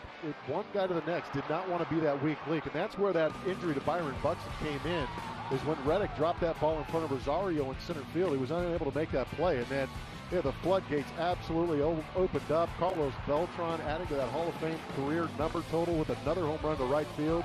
But absolute joy in that dugout when they put up and came back from the biggest comeback, I think, in Astros history. They were down 8-2 going into the 8th inning. They scored 11 in that top half of the 8th inning. George Springer was at the plate in the middle of that rally, and they put the tarp on the field. He was not happy about it either. He was very upset. The Astros were hoping the momentum would not be lost. Springer would continue with the rally, and they would not only score 11 in the 8th, they would add 3 more in the 9th to win 16-8 after being down in the game 8-2 going into the 8th. That was a day, Julia, that A.J. Hinch wasn't feeling very well. He was going back and forth between the dugout and the clubhouse. Yeah, he was in serious trouble. I know that he was having issues. His stomach was upset. He was going from the clubhouse back to the bench, back to the clubhouse. So he didn't enjoy it as much as everybody else did, but we had a good time watching that and calling that game. What do you remember most, Julie, about that day? Well, I was going to say, if there was ever a game that you wanted to hear the post-game comments from the manager, it was that one, and he wasn't available. Just nuts. I got stuck behind the on-deck circle for that inning, and so I watched it all unfold, and the guys just kind of losing their minds with it, with every run that came across, and then, of course, the rain delay and how angry they were when that happened. I remember Springer being like, what the heck is going on? Josh Reddick was yelling things in the dugout, thinking that the umps were behind this and trying to ruin their momentum. And they didn't slow down. I mean, they came right back out and, of course, put up some more runs. But that was incredible. I'll never forget that game. No, never. Was that the same game that Springer hit that monster home run, or was that that was later in the series? That was later in this. What a series! Really, the time in Minnesota was good, especially with the mini donuts. That was courtesy of you. Yes. No, Julia always hooks us up. It was a gift. I don't know if they were still warm by the time I got to you they guys, were good. But it didn't matter to me. It's a long walk out there. That series, the final scores of the 3 games were 16-8, 7-2, and 17-6. And 27 runs were scored against the Twins bullpen. Well, I was just going to try and add on. I'm glad you had the specific number because they absolutely pummeled that bullpen. And George in that final game hit one that was a loud, towering shot to left center field that still would be traveling if the target field stands and get in the way. They actually got pretty good starting pitching from Irvin Santana and Barrios in that series. Yep, good but memory. Once they got to the bullpen, it was game on. Just batting practice.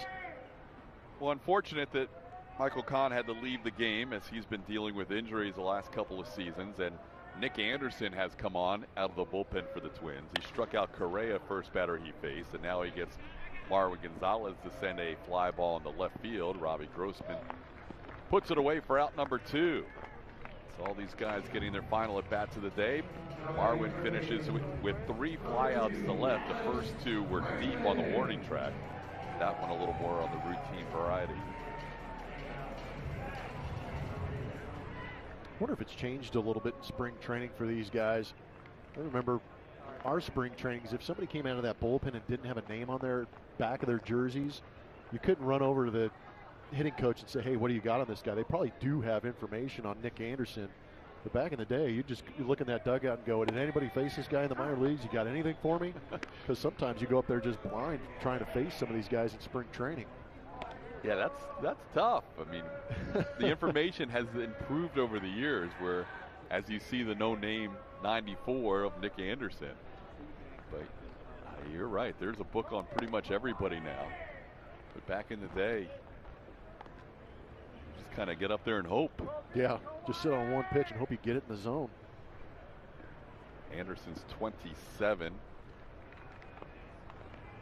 Grew up in Brainerd, Minnesota, so playing for the team that he watched growing up as he misses inside to Bregman. It's 2-1. Alex hit a home run his last time up. He has a couple of runners on right now. He's got Garcia on first, and he's got Tanielu on first. Garcia on second and Tanielu on first. Alex made it a 2-2 game with his first spring home run, hitting one out to left field. Line drive caught by the shortstop for the final out of the inning. Hills hit hard, but right at Eric Ibar. That'll do it for the Astros in the fifth, still tied at 2.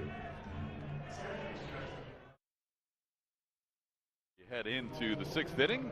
Astros and Twins knotted up at the 15 ballpark of the Palm Beaches. We are thrilled to have the Hall of Famer Jeff Bagwell join us here. You just got into camp today. How's everything going? Good. I almost broke a sweat today, so I'm not real happy about that. When was the last time you did that? A long time ago. AJ said he got you right to work on the half field out there, huh? We did. We had to work with the first basemen a little bit.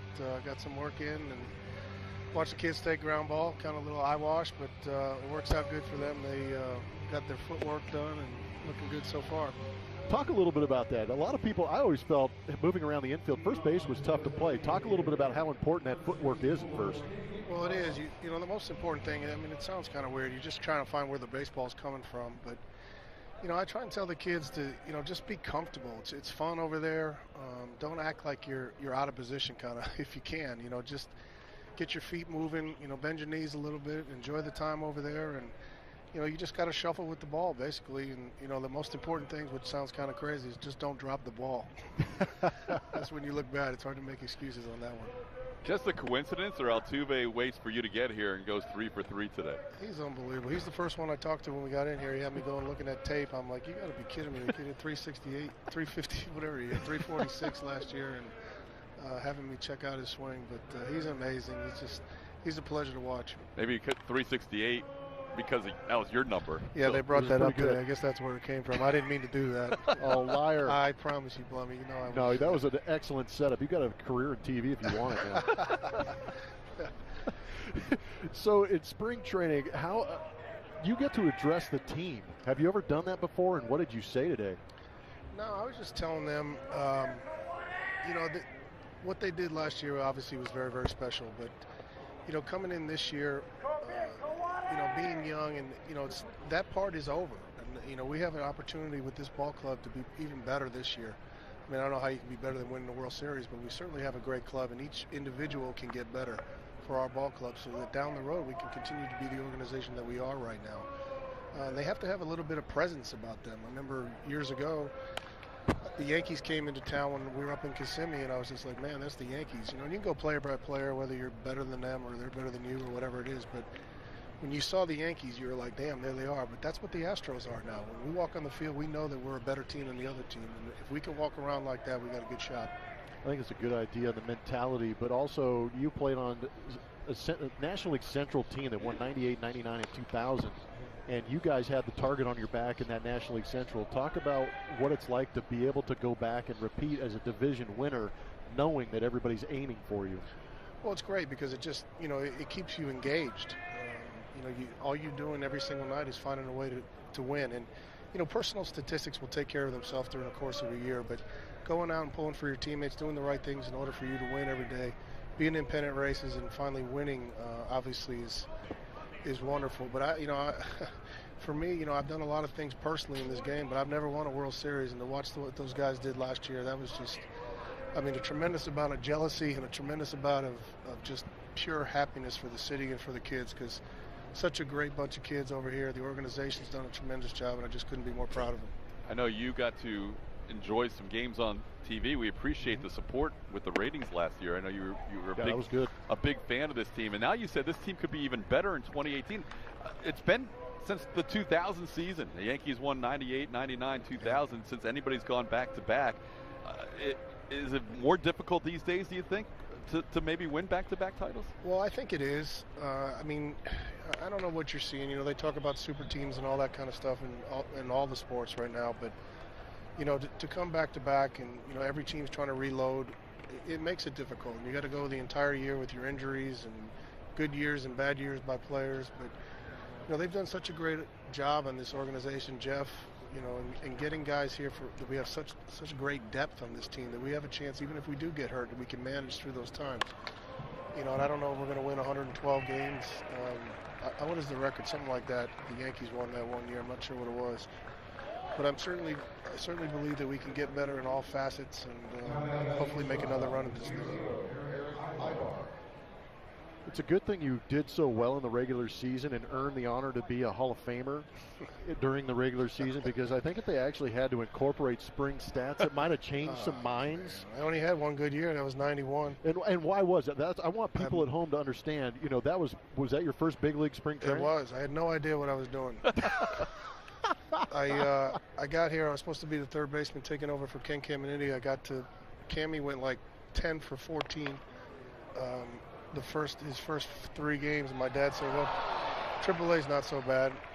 And then somehow the 2 first basemen didn't do that well, and with 10 days left in spring training, they moved me over to first base, and then I got to play. But I was just having fun, and I got lucky, to be honest. And that's what has to happen when you're a kid. You have to be in this situation and get some breaks, and that's what happened to me, and I was very fortunate. What was your main focus in the spring once you got comfortable?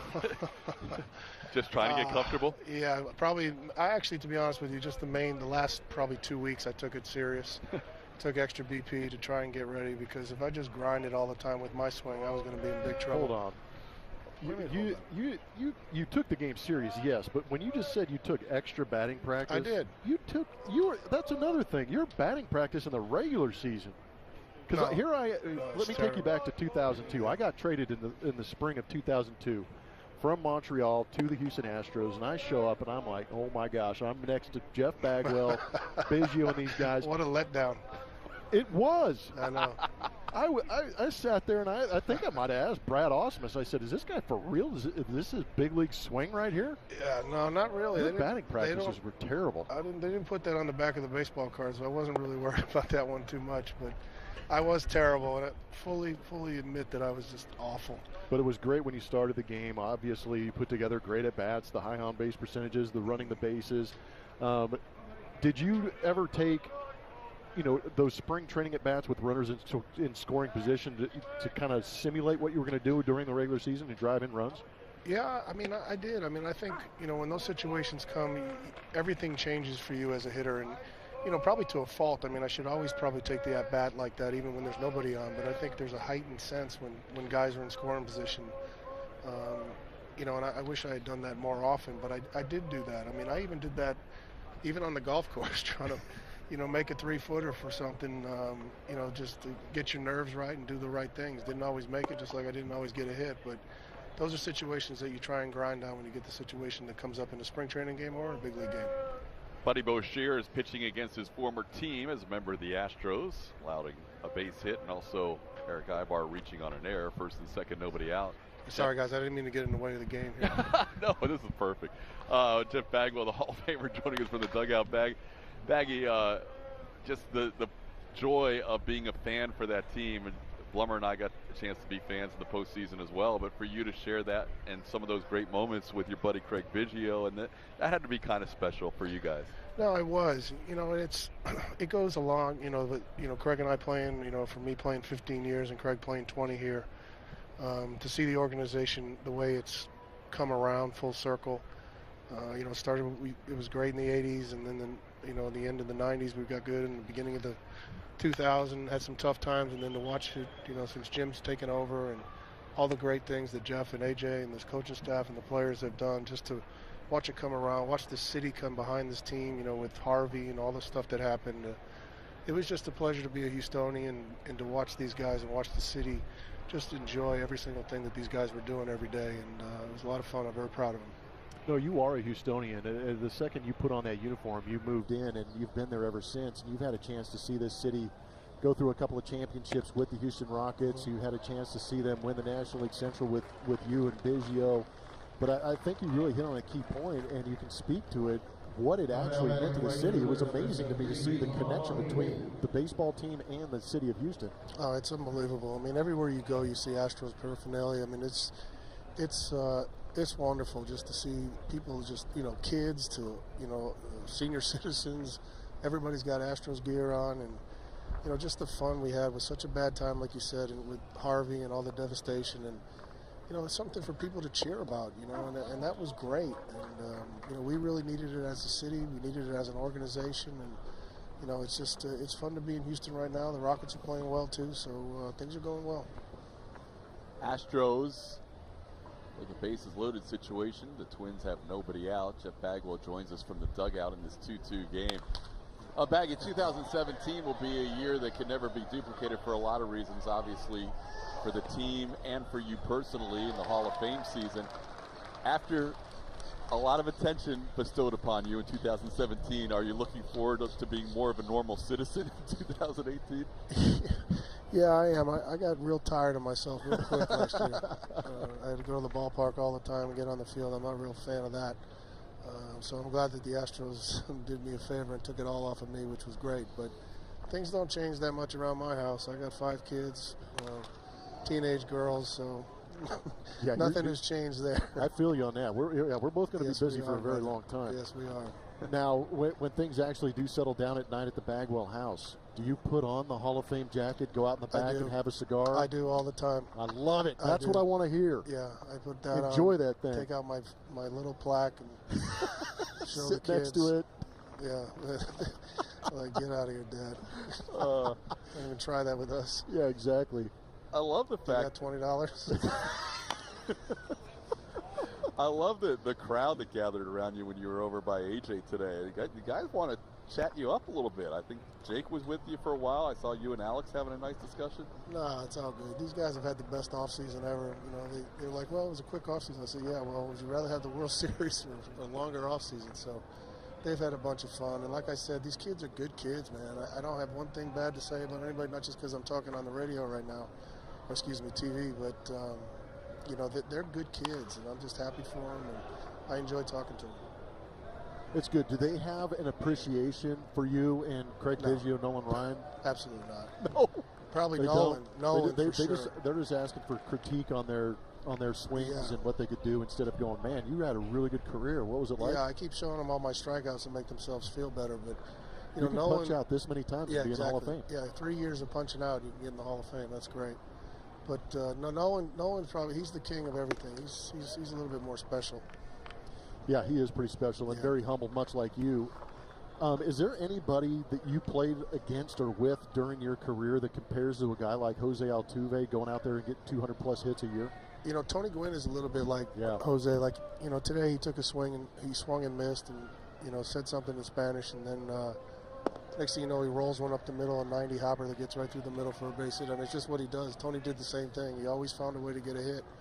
You get 8 guys diving for the ball, and the 9th guy in the outfield picked it up. So that's what he does, and he can do it with power, too. He's just an amazing hitter, amazing kid. I'm glad to get a chance to watch him play every day. The thing that, to me, and you can speak on this, is his ability to, like you mentioned, Gwynn, Altuve's ability to not always make hard contact and still find a way to get. It's amazing. Yeah. And as a hitter, you know, Jeff knows too. I mean, it's the most frustrating thing in the world to watch. Yeah, you're happy. You're like, man, can I just get a couple of those balls? Please throw a couple my way. And never mind the infield hits where he beats it out with his legs too. I mean, it's nonstop. Yeah, that's a nice thing. Yep. I wouldn't know. Yeah, you only had speed once you got on first. I don't know if I had that either. Deception, we look at it. When you look back at last year, and Baggy, and I want to take you back at least for a moment to Cooperstown, everything you hope for going into that? I know there's a lot of build-up prior to that weekend, but everything you hope for at that? Yeah, it's a little strange. It's surreal. I've used that word a lot, that you just, I mean, you're with these guys, man, that you see on TV, and, you know, now you're hanging out with them, and you're in a room by yourself with all these guys, and you have no idea what the heck you're doing there. And just to interact with them and see how they become normal human beings instead of being just, you know, these guys you see on TV. So it was very cool. It was a lot of work for my family and my wife, but it was wonderful. Was there anybody in particular you were looking forward to meeting or seeing or talking to? You know, I've been fortunate to meet a lot of those guys in the past. But, you know, I always get a little nervous around George Brett for some reason. He just quantifies what it means to be a baseball player to me. Then, of course, you see Hank Aaron and Joe Morgan. Johnny Bench is awesome. And, I mean, all the guys. Bob Gibson was great. You know, everybody there was just, it was a joy to be around. You get to play that golf course? I did not. I haven't played golf in a while, but I did not play. Well, maybe this year. We have a pitching change, but we're going to stay here and talk to Baggy a little bit. Okay, I just wanted to make sure. Baggy, towards the end of your career with that shoulder injury, I know, you know, it's tough. It's almost tougher sometimes to get ready to get on the field than it is to actually play the game. At what point after you retired did you start falling back in love and wanting to watch baseball again and really starting to enjoy it? Yeah, but I mean, it probably took a little bit. You know, I honestly, I remember like the first year that I wasn't playing, I was standing in my dining room at about 2:30 in the afternoon going, okay, what now? I was supposed to be at the ballpark and all that. I didn't have anything. And, you know, I grinded for those last 3.5 years on my shoulder trying to get out there every day. And, you know, it was work. I mean, it was fun because we were winning a little bit, and that was cool. But to actually get out there and the amount of pain that I was in and, you know, the stretching and the painkillers and all that kind of stuff, it made it tough. But, you know, and then, you know, the team wasn't doing that well, and that's probably my fault as far as not being that close to it and all that. But I did the best I could. And then, you know, I got my shoulder redone. I got a brand new shoulder in there, so my pain's gone. And enjoying life. My life's back in good orders, and I'm happy, and I'm happy to be here with these kids, and you know, things are going well. We're so happy to have you on our broadcast. How long are you going to be in town for? I'll be here till Saturday, but I think I'll come back after they go to Washington. You know, I've been on teams in the past that bring back some veteran guys who have retired, but they call them fun coaches. What's your label here in camp? I think I might be the guy that they say, oh, there he is. I've heard stories about him. If they need any more, tell them to look me up. I know, I understand that very well. Yeah, I mean, we would love to hear the off-air version of this conversation with you and Blummer. I'm sure there's a lot of...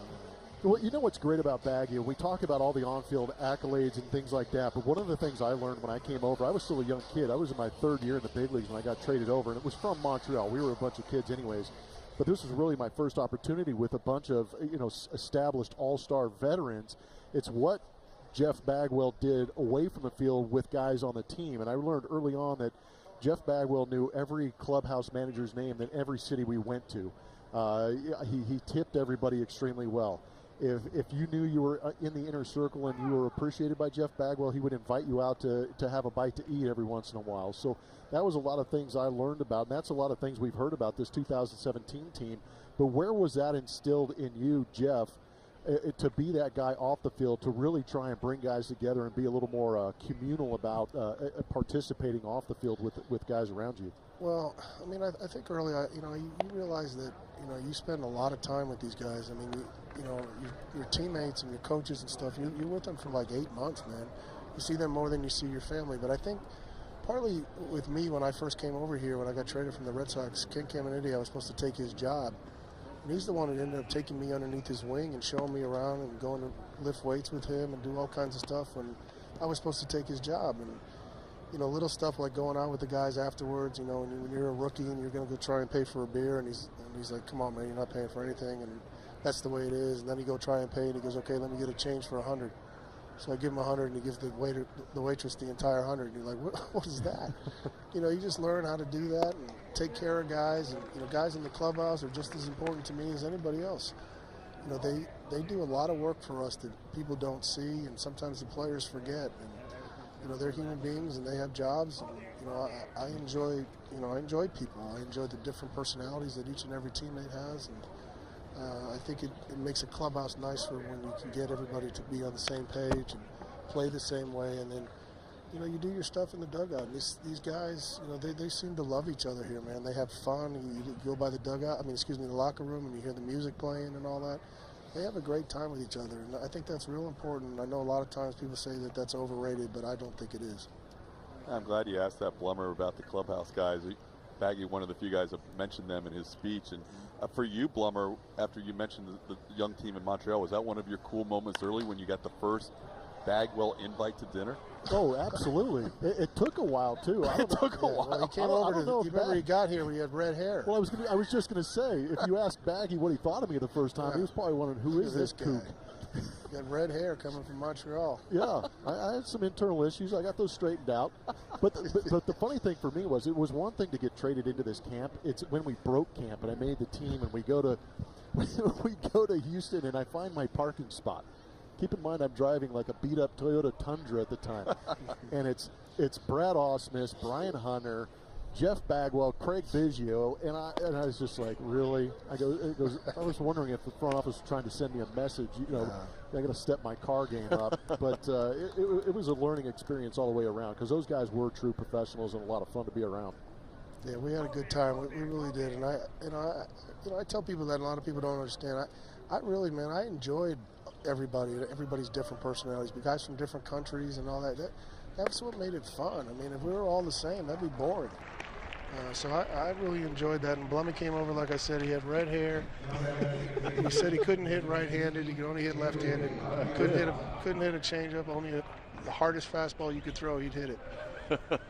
No, but you bring that's another thing that's kind of a lost art, and I saw it towards the end of my career, is after games, there would be a certain group of guys that would kind of like linger in the clubhouse and watch games on the West Coast. We're being in the Central Time Zone, we would be able to watch the end of some of these West Coast games, and it would be the same guys over and over again. And I was near Bagwell and Brad Ausmus and Brian Hunter and some of these guys, and for the first 2 months, I would just get dressed, walk away. But there was one day, it was maybe at the end of May, early June, and Baggy actually said, he goes, hey, why don't you sit down, hang out for a little bit. And everybody talks about that moment you realize you arrived in the big leagues. That was my arrival in the big leagues when Jeff Bagwell asked me to sit down next to him and watch some baseball and talk about the game we just played. And that meant a lot to me. And I don't know if I've ever told that to you, but it meant a lot to me to be able to sit there and talk with you guys about the game. It meant a lot to me, and I've learned a ton. Yeah, well, that's fun. That's when you do learn. That's when you get to make fun of each other. Nobody gets really that upset with each other. Yep. And you do learn. You say, what were you thinking about in this situation? Or what was he thinking about? And, well, we need to talk to this guy tomorrow. Just little things like that. Just bonding time with each other. And, it's better to be there than being out and get in trouble somewhere else. David Paulino walking a batter with the bases loaded, giving the Twins a 3-2 lead. We can let you go here, Baggy. We really appreciate the time. My seeds are getting caught in my mouth. Hey, what a great trip down memory lane, and again, congrats on all the accolades that you deserved in 2017, and we're so glad you came on with us. Appreciate it. Thanks, guys. Always a pleasure. See you, Baggy. I'll see you around. Take care. Peace. Jeff Bagwell coming on with us in the 6th inning. It's not been the prettiest of innings for the Astros pitching, as we have seen Buddy Boshears go against his former team and allow a base hit. Also committed an error in there. Not sure if they gave that error to Boshears or the shortstop Mayfield.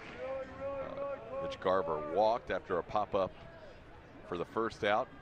David Paulino came on and walked to the first batter he faced. So that's where we are now. Bases loaded, 3-2 Twins. And always great, Blummer, listening to you guys talk about some of your times together. No, he had a huge impact on my career. I give him a lot of credit, but enabling him to get on TV and talk about it hopefully gives that impression to everybody else at home, because I know there's generations that watched Jeff Bagwell play the game and play it right. Now we're getting a chance to see him a little more personality-wise, which I think a lot of people need to see. It's great. And when he says he watched a lot of games, he watched a lot of games last year. He really did, yeah. He finally got a hold of my phone number, And there were a ton of games in the last 3 or 4 years where I've gotten texts from Jeff Bagwell saying either how much he likes what these guys are doing or how much he hates what I just said. 1-2 pitch is popped high in the air with the wind blowing in from right. This will drift towards the infield. And finally, Garcia calls off the infielder Tanielo, and no runners can advance. So Paulino gets a pop-up for the second out with the bases loaded.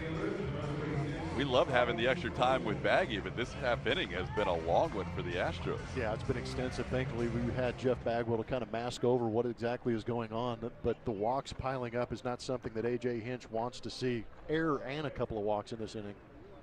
Boshears tried to make a play on a force out, and the throw got past Jack Mayfield that allowed this inning to extend. It's the third error for the Astros today. Here's Robbie Grossman, the former Astro, batting for the fourth time. Couple of ground outs and a strikeout. Paulino misses away. It's 1-0. Lance McCullers Jr. started this game 2 shutout innings. Joe Smith a couple of unearned runs in his 1 inning of work. Framber Valdez with 2 innings. Ended up getting a double play to get out of situation in the 5th. 6th inning was started by Buddy Boshears. He pitched to 4 batters, 3 reached base, and now David Paulino coming on.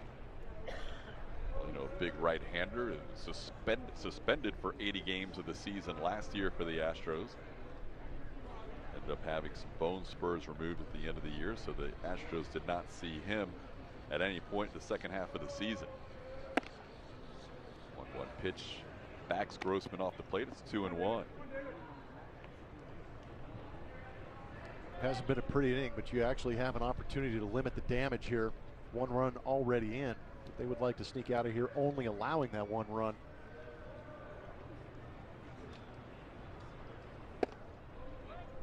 Three and 1.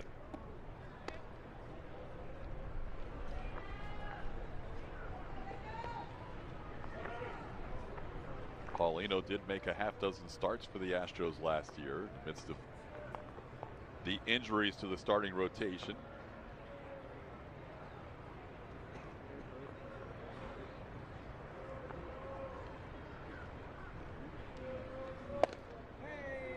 And that misses close, but Lance Barksdale said it missed the zone, so the second bases loaded walk of the inning. And the 3rd overall walk.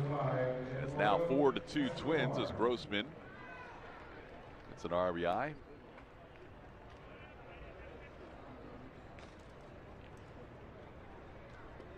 Paulino's very first start came against the Twins last year. Pitched in a game at Target Field against Minnesota. Ended up pitching against the Royals, the Angels, the Red Sox, and a couple of games against the A's. Now facing Eduardo Escobar, called strike.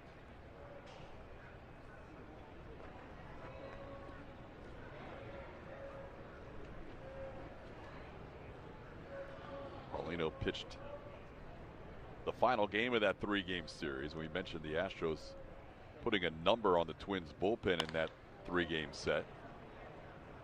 17-6 the final score of the game. Paulino started in Minnesota. He's able to get out of the inning, but 2-run score on a couple of bases loaded walks, and we are through 5.5 with the score Minnesota 4 and the Astros 2.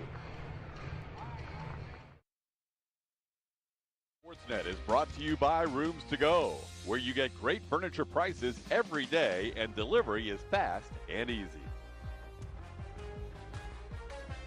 Bottom half of the 6th inning, Astros down 2 runs again. They trailed 2-0, tied it at 2, and now they are down 4-2 on a couple of unearned runs and a couple of bases loaded walks.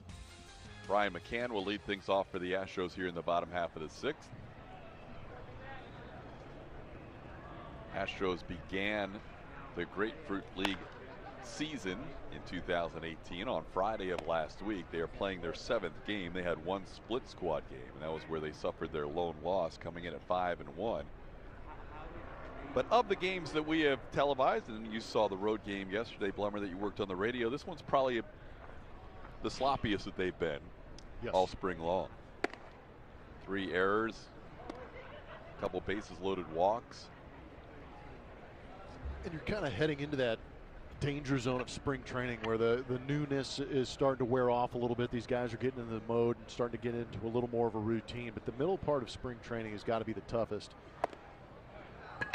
And it's crazy to think about it being just February 28th right now, and we're not even in March yet. Yeah, we're not even in March. Nationals had some fun today in the middle of their work week. Yeah, it's the middle of the work week, typically known as Hump Day. And they had a couple of camels bringing some coaches in from the parking lot. So why not mix it up if they got a little bit of a dead zone part of spring? Spice it up. Ground ball off the bat of Brian McCann, and he is retired for the first out. And that's probably McCann's final AB, as all the regulars got 3 ABs today. McCann ends up going 0 for 2 with a walk. Some of the regulars still in there. Now, actually, most of the Twins have now been lifted from the game as you look at Ryan Presley, the new arm out of the Twins bullpen. Throws pretty hard. Sorry, he's got a fastball. He can get up to 95, 96 miles an hour. The only reason I jumped on you is because I was going to say I'll look at it. Yeah, you will look at it. Yeah, because I'm a little out of whack right now. Extended inning, even I'm getting a little sloppy. Presley was a little out of whack trying to catch that throw from his catcher. That was a wide throw. New catcher is Brian Navarreto. Twins have made a bunch of changes. We'll get to those as we move along here. As Jamie Ritchie gets his first at bat. Ritchie came on for the starter Tim Fedorovich last inning.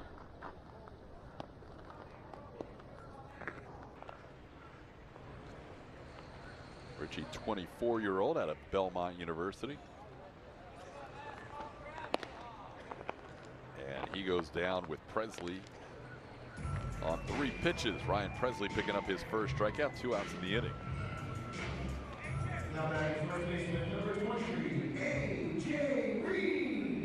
Lone member of the starting lineup to stay in this game is A.J. Reed. Reed will bat for the 3rd time.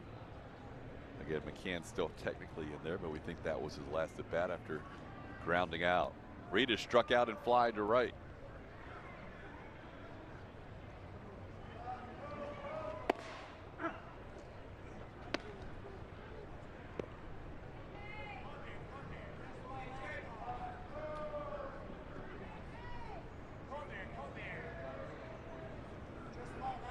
Eight hits for the Astros today.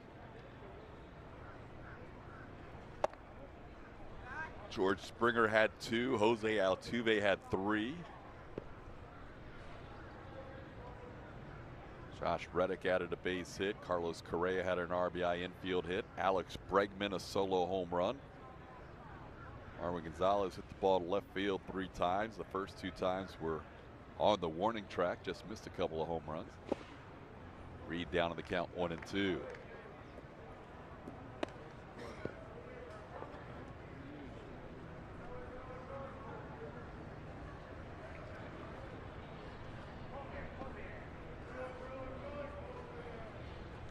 Presley's pitched for the Twins each of the last 5 seasons. Last year, 57 games all out of the bullpen for the Twins. Breaking ball and a beauty. Freezes A.J. Reed. Ryan Presley impressive in his 1-2-3 bottom half of the 6th inning. We head to the 7th and it's 4-2 Twins. Astros mini plans are on sale now. Pick the games and seats that work best for you with a 15-game flex plan, or get the best giveaways with the 10-game bobblehead plan. Call 1-877-9-ASTROS or visit astros.com/mini plans to get yours today. Todd. All right, Julia, we head to the 7th inning. Twins leading the Astros 4-2. David Paulino stays out there. Came on in the 6th inning. Hey, Jen Springs in the house. How about that? A Jen Springs sighting. Does a great job in the HR department for the Astros. Julia. Hey. What's the latest buzz, I guess, in the dugout with Yuli Gurriel and the hamate bone injury? Well, we've talked a lot about it, and I should start by saying, you know, Jeff Luhnow talked to the media, and he did say minor setback, and guys are talking about this surgery as if it's not that big of a deal because it is common in baseball, and it's a piece of the bone that you can live without, the nub, the hook of that hamate bone, and so many guys have had this surgery done, and it's just a matter of getting your strength back and feeling good, like if your hand was going to get knocked around a little bit. So it's more annoying than anything is what the guys are saying. You know, Max Stassi just had this 2 seasons ago, missed most of spring training with the same exact surgery, and then Derek Fisher had it done in college, and they were comparing scars in the dugout of what they look like, and it's just right across your palm, goes along the crease of your hand that you see already on your hand. And so they were comparing, I think Derek said his was more, I think he used Harry Potter to describe the wizardry, I just made that up, of his. It looked like a lightning bolt. So you're going to show us. I am. I'm actually on, I believe I'm on camera now. You are. I'm on camera, and I'm kind of pointing to that hamate bone. You'll see Todd hanging out in the background. But the interesting thing about that hamate bone, she's right, there's a hook under there, and some guys will hold the bat just like this. They will be on the knob. You'll hear about some guys hitting off the knob, and that means that they grab the bat handle a little bit lower, and they'll have a pinky off the knob, and that's where sometimes you have the issue, because it will force that knob into that hamate bone, and as a hitter comes through and rolls through, that knob will force itself into that hamate bone, rub on it, and it is kind of like a hook. Wow, how about that? Tony Kemp goes flying through the air for the second brilliant catch of the spring as he robs Nick Buss. That was better than his first great catch this spring. He has been all over the place. I know it's been struggling. He's been struggling at the plate, but it's not letting it affect him on defense. We'll put the hamate on hold because Tony Kemp just elevated to celebrate in a different kind of way. He got well off the ground to make that grab to pick up Paulino. Ow. That was impressive. Full extension. Guy that normally plays in the infield too. Man, oh man, it's nice to be athletic. But that hamate bone, when you start to go down off the knob and the rotation through the swing, and the knob of the bat will start to press on that hamate bone, and what happens is it'll catch, eventually pop. It is a common injury. Guys come back from, there's not much of a rehab other than trying to get a bat back in the guy's hand and get that swing going and starting to feel the impact. But it's a nature of the beast. It's a nature of what they do. But I know a lot of fans at home that watch the Houston Astros know that there is an axe handle bat. The reason for the axe handle bat is because of the hamate injuries. It really takes a lot of the pressure off that hamate bone when they start to roll through the zone after contact. And the hamate bone is a lot. You said common, and it doesn't. It's useless. Without it, you're going to be the exact same as with it. Yeah, yeah. Now that doesn't mean if you're a parent of a 5-year-old baseball player, you go have it removed. No, you just let it play out. It's nothing to really be too worried about. Yuli will come back plenty fine enough. Line drive to end the inning. Great defensive play by Tony Kemp for the second out of the inning, and the Astros with a 1-2-3-7. It is time now to send it back to our rooms to go lounge as it's 7th inning stretch time, and we'll join Kevin Eschenfelder and Mike Stanton. All right, thank you very much, TK. He's Mike Stanton. I'm Kevin Eschenfelder. As we welcome you into the Rooms to Go lounge. I guess the story of the day, other than the injury to Yuli Gurriel, is the fact that Lance McCullers makes his first. This season, you have more ways to watch the Astros than ever before. Download the AT&T Sportsnet app from iTunes or Google Play, or go to attsportsnet.com to stream from your computer. Log in with your cable account information, and you're all set. It's available to customers whose TV subscription includes AT&T Sportsnet. Subject to blackouts and territorial restrictions apply. TK. All right, Julia, 7th inning stretch time here at the Fit Team ballpark of the Palm Beaches. Twins go to a new pitcher. The right-hander Fernando Romero takes over. 23-year-old right-hander. He's pretty well built, 6 foot, 215 pounds. Fastball, slider, changeup. Command is the issue a lot of times with these young guys. Romero looking to dial it in here against the Astros. So Drew Ferguson will lead things off. It'll be Ferguson, Alejandro Garcia, and Nick Tanielu as the Astros at the top of their order. What a play by Tony Kemp in the top half of the 7th. We're in the midst of Blummer's demonstration on the hamate bone injury, and Kemp made a phenomenal play left. By the way, the hamate bone, as you described, always on the knob, so it's always going to be the bottom hand. Yeah, it's on the bottom. It's on the bottom part of both hands. Yeah, whether you switch hit, yeah, you could break both of them if you had it on each hand if you switch hit. Yes. It is a fairly common injury, and we mentioned, you know, Ken Griffey Jr. one of the guys that had it. Most recently, Giancarlo Stanton, Darren Erstad, Bobby Abreu, when Jeff Bagwell was his teammate, he missed about 37 games. That's about 5.5 weeks. So 5.5, 6 weeks roughly would be the time frame we're looking at. And since Yuli had the surgery today, final day of February, means we're looking at maybe mid-April, just to be on a rough gauge. So it's not going to be. Well, I'm not sure if AJ said it in any of the meetings, but if you're a manager and this happens, you're not thankful that the injury happened, but you're thankful it happened on February 28th. Yep. Absolutely. March 28th, that pushes you deeper into the season. I think we'll see Yuli very quickly. Originally, he was going to miss 5 games for the suspension. He will still have to serve the suspension.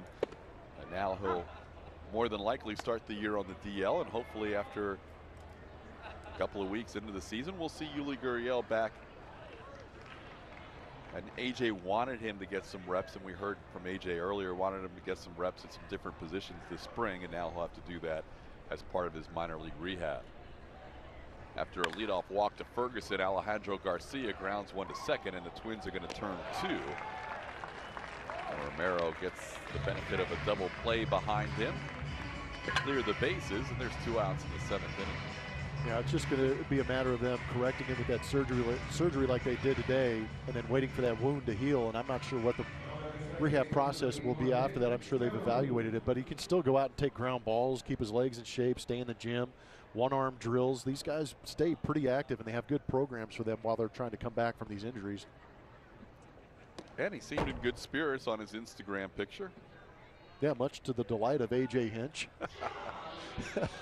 That's the modern day ball player, isn't it? You're a manager and you're just watching, each guy's social media feed to see what's going on. Normally teams like to get out ahead of those things a little bit. Danny Alou pops one down the left field line, long run, and a good play by the shortstop to end the inning. As putting that ball away for the final out was Taylor Featherston, and that'll do it for the Astros. 1-2-3-7.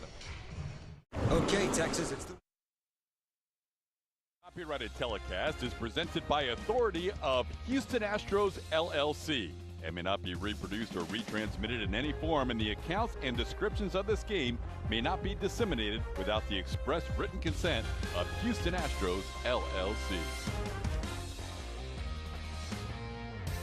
8th inning baseball. Replica of the World Series championship trophy out there in left field. A lot of fans getting their pictures with that. Another beautiful day in Palm Beach County. This weather has been perfect since we've been down here. Said the guy who didn't go to the game yesterday.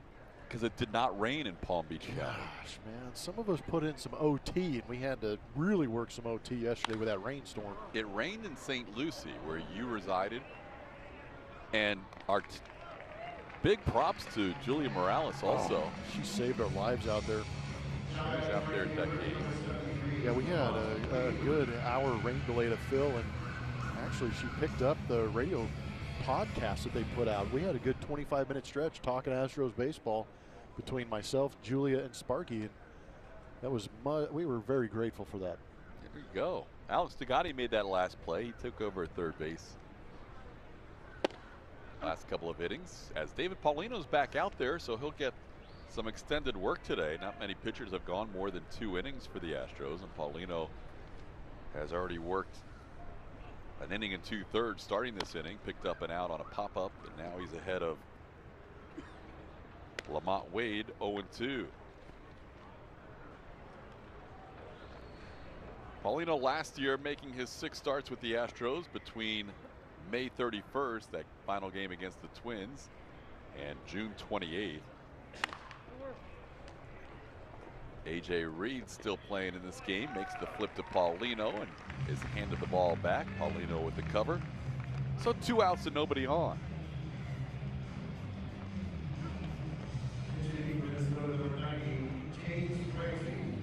Zach Granite had gone the whole way for Minnesota, but he's going to get pinch hit for here as James Ramsey will hit for him. Paulino picked up his first big league win against the Red Sox in start number 4 of last season.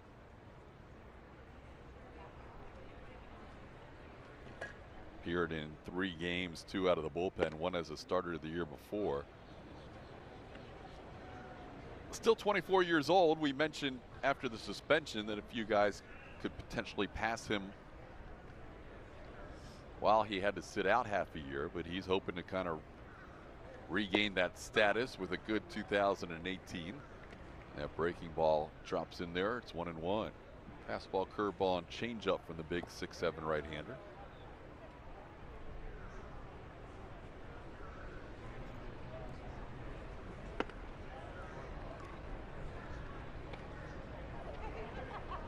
Two and 1 the count. Twins in town today. They will go to Jupiter tomorrow to take on the Cardinals. Boston will be in town tomorrow, and they will follow up the game with the Astros with a trip to Jupiter to take on those same Cardinals. So both the teams from Fort Myers coming over for a couple of days. Paulino ahead 2-2.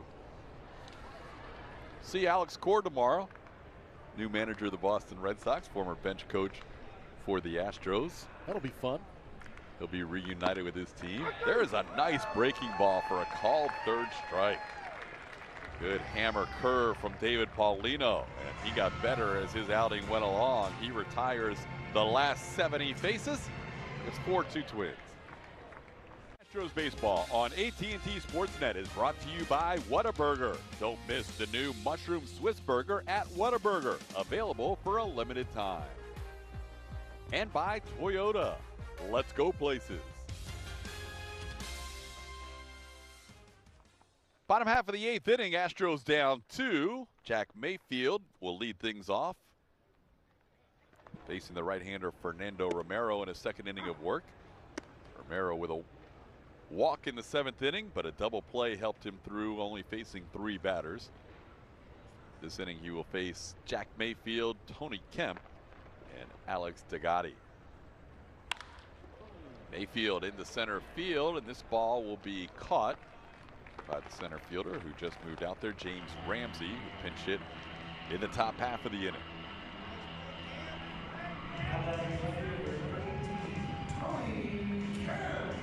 I'll bring up Tony Kemp, who made that great play in left field earlier, getting his first at bat.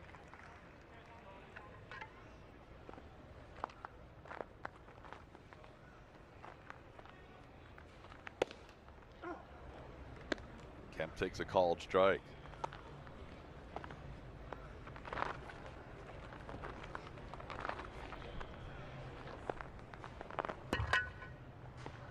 Astros' last hit was a base hit by Jose Altuve in the 5th. Kemp with a grounder to the right side.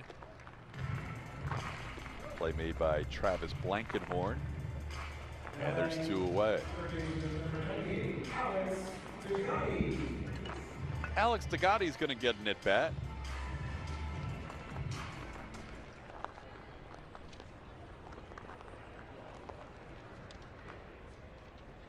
Two on, nobody out.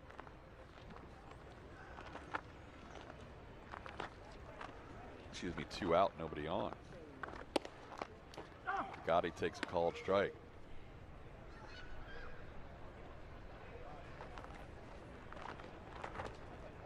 Degatti, 23-year-old out of Miami.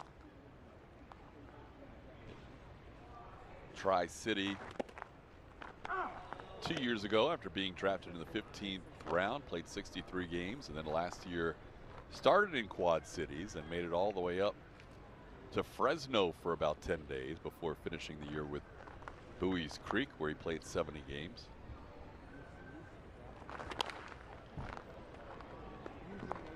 Degatti down on the count 0-2.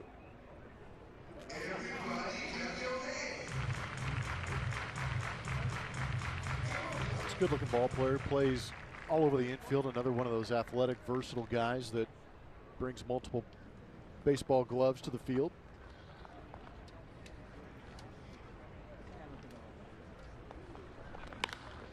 He sends one high in the air, and then another 1-2-3 inning as Tagati pops up to second base. Travis Blankenhorn making a couple plays in the inning, and that'll do it for the Astros. We head to the ninth in a 4-2 game.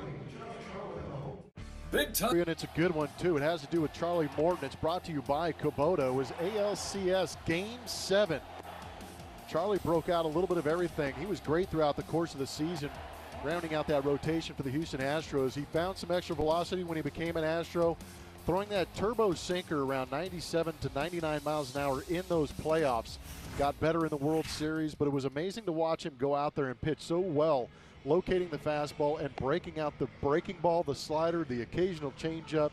But just what an addition to this rotation, and what an addition to the back end of the bullpen in that Game 7 of the World Series.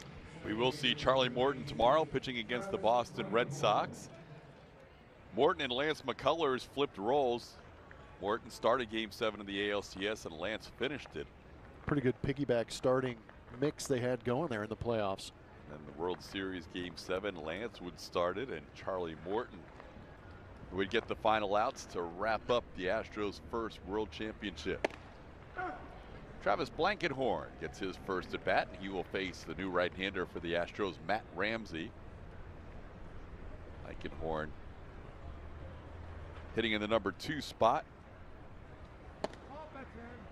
Matt Ramsey in his 4th organization.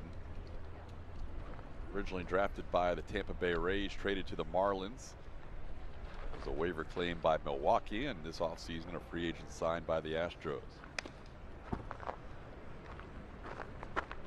He's got a good fastball and a big hammer curveball. Doesn't throw the changeup very often, usually just sticks with those 2 pitches. 2 2/3 innings for David Paulino, and he retired the last 7 batters he faced, including a couple of strikeouts. That's the 2nd longest outing of the year, of the spring, for any Astros pitcher. The longest was yesterday. Rogelio Armenteros looked pretty good again. He did look really good. It was interesting, too, because he actually had a couple of opportunities to try and work out of some jams with base runners on, because the first time we saw him opening day here in spring training, he went out there and pitched extremely well, but he's racking up the strikeouts again. He's got good command. I really think he's made an impression on A.J. Hinch, and they needed him for those 3 innings, oddly enough, yesterday with that rain delay. Ramsey with a 3-2 pitch, and he strikes out Travis Blankenhorn. Ramsey in his 3rd appearance with the Astros this spring. Good pitch from Ramsey, straight over the top of the 4-seam fastball coming right at you, challenging Blankenhorn, and Blankenhorn fails. We also got to see Davinsky yesterday, Chris Davinsky, pitching in relief. That was good to see. It didn't go as smoothly as he'd like, but he worked out of some damage, and it's all about getting reps, because he's definitely going to be in that bullpen for the Houston Astros. Tomorrow we'll see both Charlie Morton and Colin McHugh. McHugh will get multiple innings out of the bullpen. Colin was very impressive in his first start. 2 innings of 5 strikeout shutout baseball against the Braves. Started to have done well. McHugh 2 innings of shutout baseball. Garrett Cole 2 innings of perfect baseball. Justin Verlander 2 innings of perfect baseball. Today Lance McCullers Jr. Couple of innings, 2 hits. The second hit could have gone either way. No runs allowed by Lance today. We'll see Dallas Keuchel make his first start coming up next week on Monday.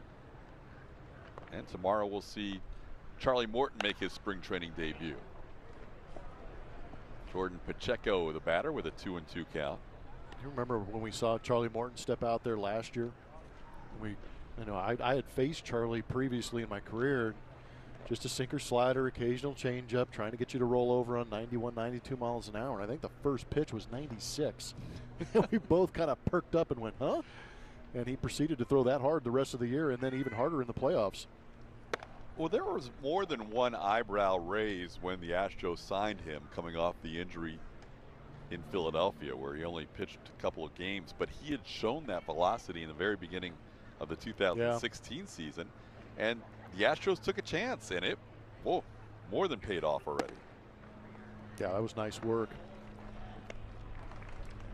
Charlie Morton, his debut tomorrow, and then we'll continue with 2 more telecasts. This is the first of 4 in a row for us. Garrett Cole on Friday and Justin Verlander on Saturday. See the Mets on Friday, the Nationals on Saturday. Walk to Pacheco, and here's Gregorio Petit. Good old Greg Pettit. He's an old Astro broadcasting favorite of ours. He had a nice year for the Astros in one season. He had a great year with the Astros. Got an opportunity to play, and he treated everybody else around him just wonderfully. He was a real pleasure to have on some of those ball clubs that were struggling a little bit. Called him Greg Pettit. Just for the fun of it. Gregorio Petit getting his first at bat. Hit .278 for the Astros that year. Another guy that can play multiple positions and put together good ABs. 2014 season. Oof.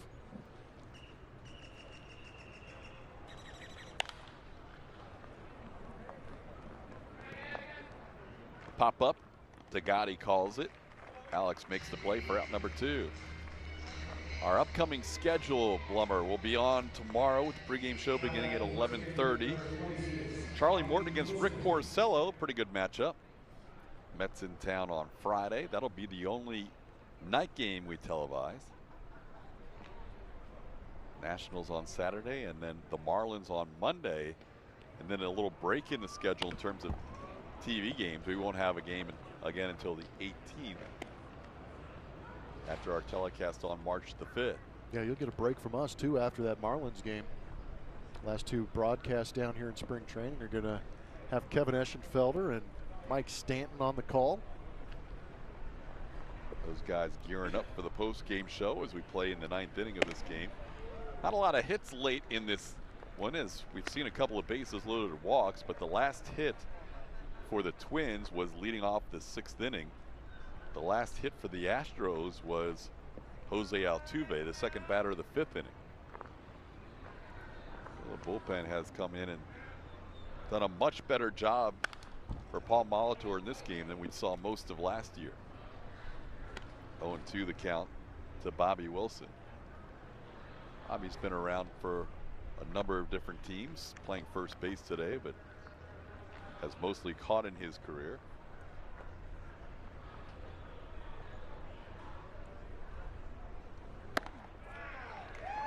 Ramsey with a fastball and a swing and a miss for the final out of the inning. So a walk and 2 strikeouts in the inning for Matt Ramsey. Astros need 2 to tie, 3 to win. Internet, but not.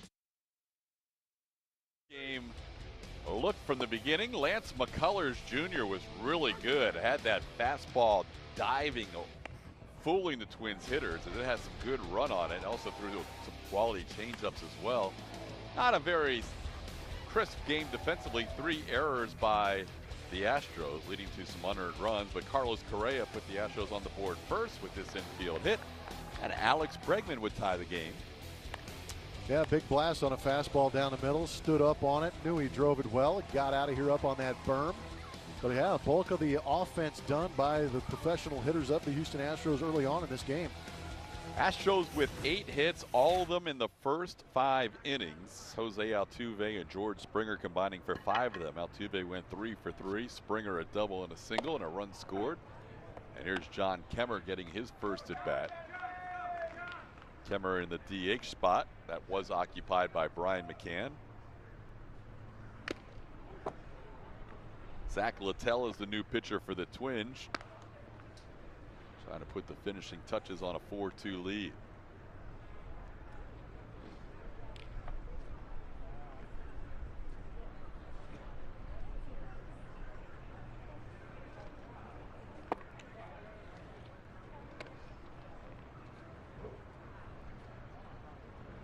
Some long days put in spring training. These guys will show up early. We talked about Dallas Keuchel, Carlos Correa, George Springer. These guys get in the cage, get on the backfields, take some early work, and then they've got to go through their fundamental drills of the day, depending on how Joe Espada lines up these spring training games.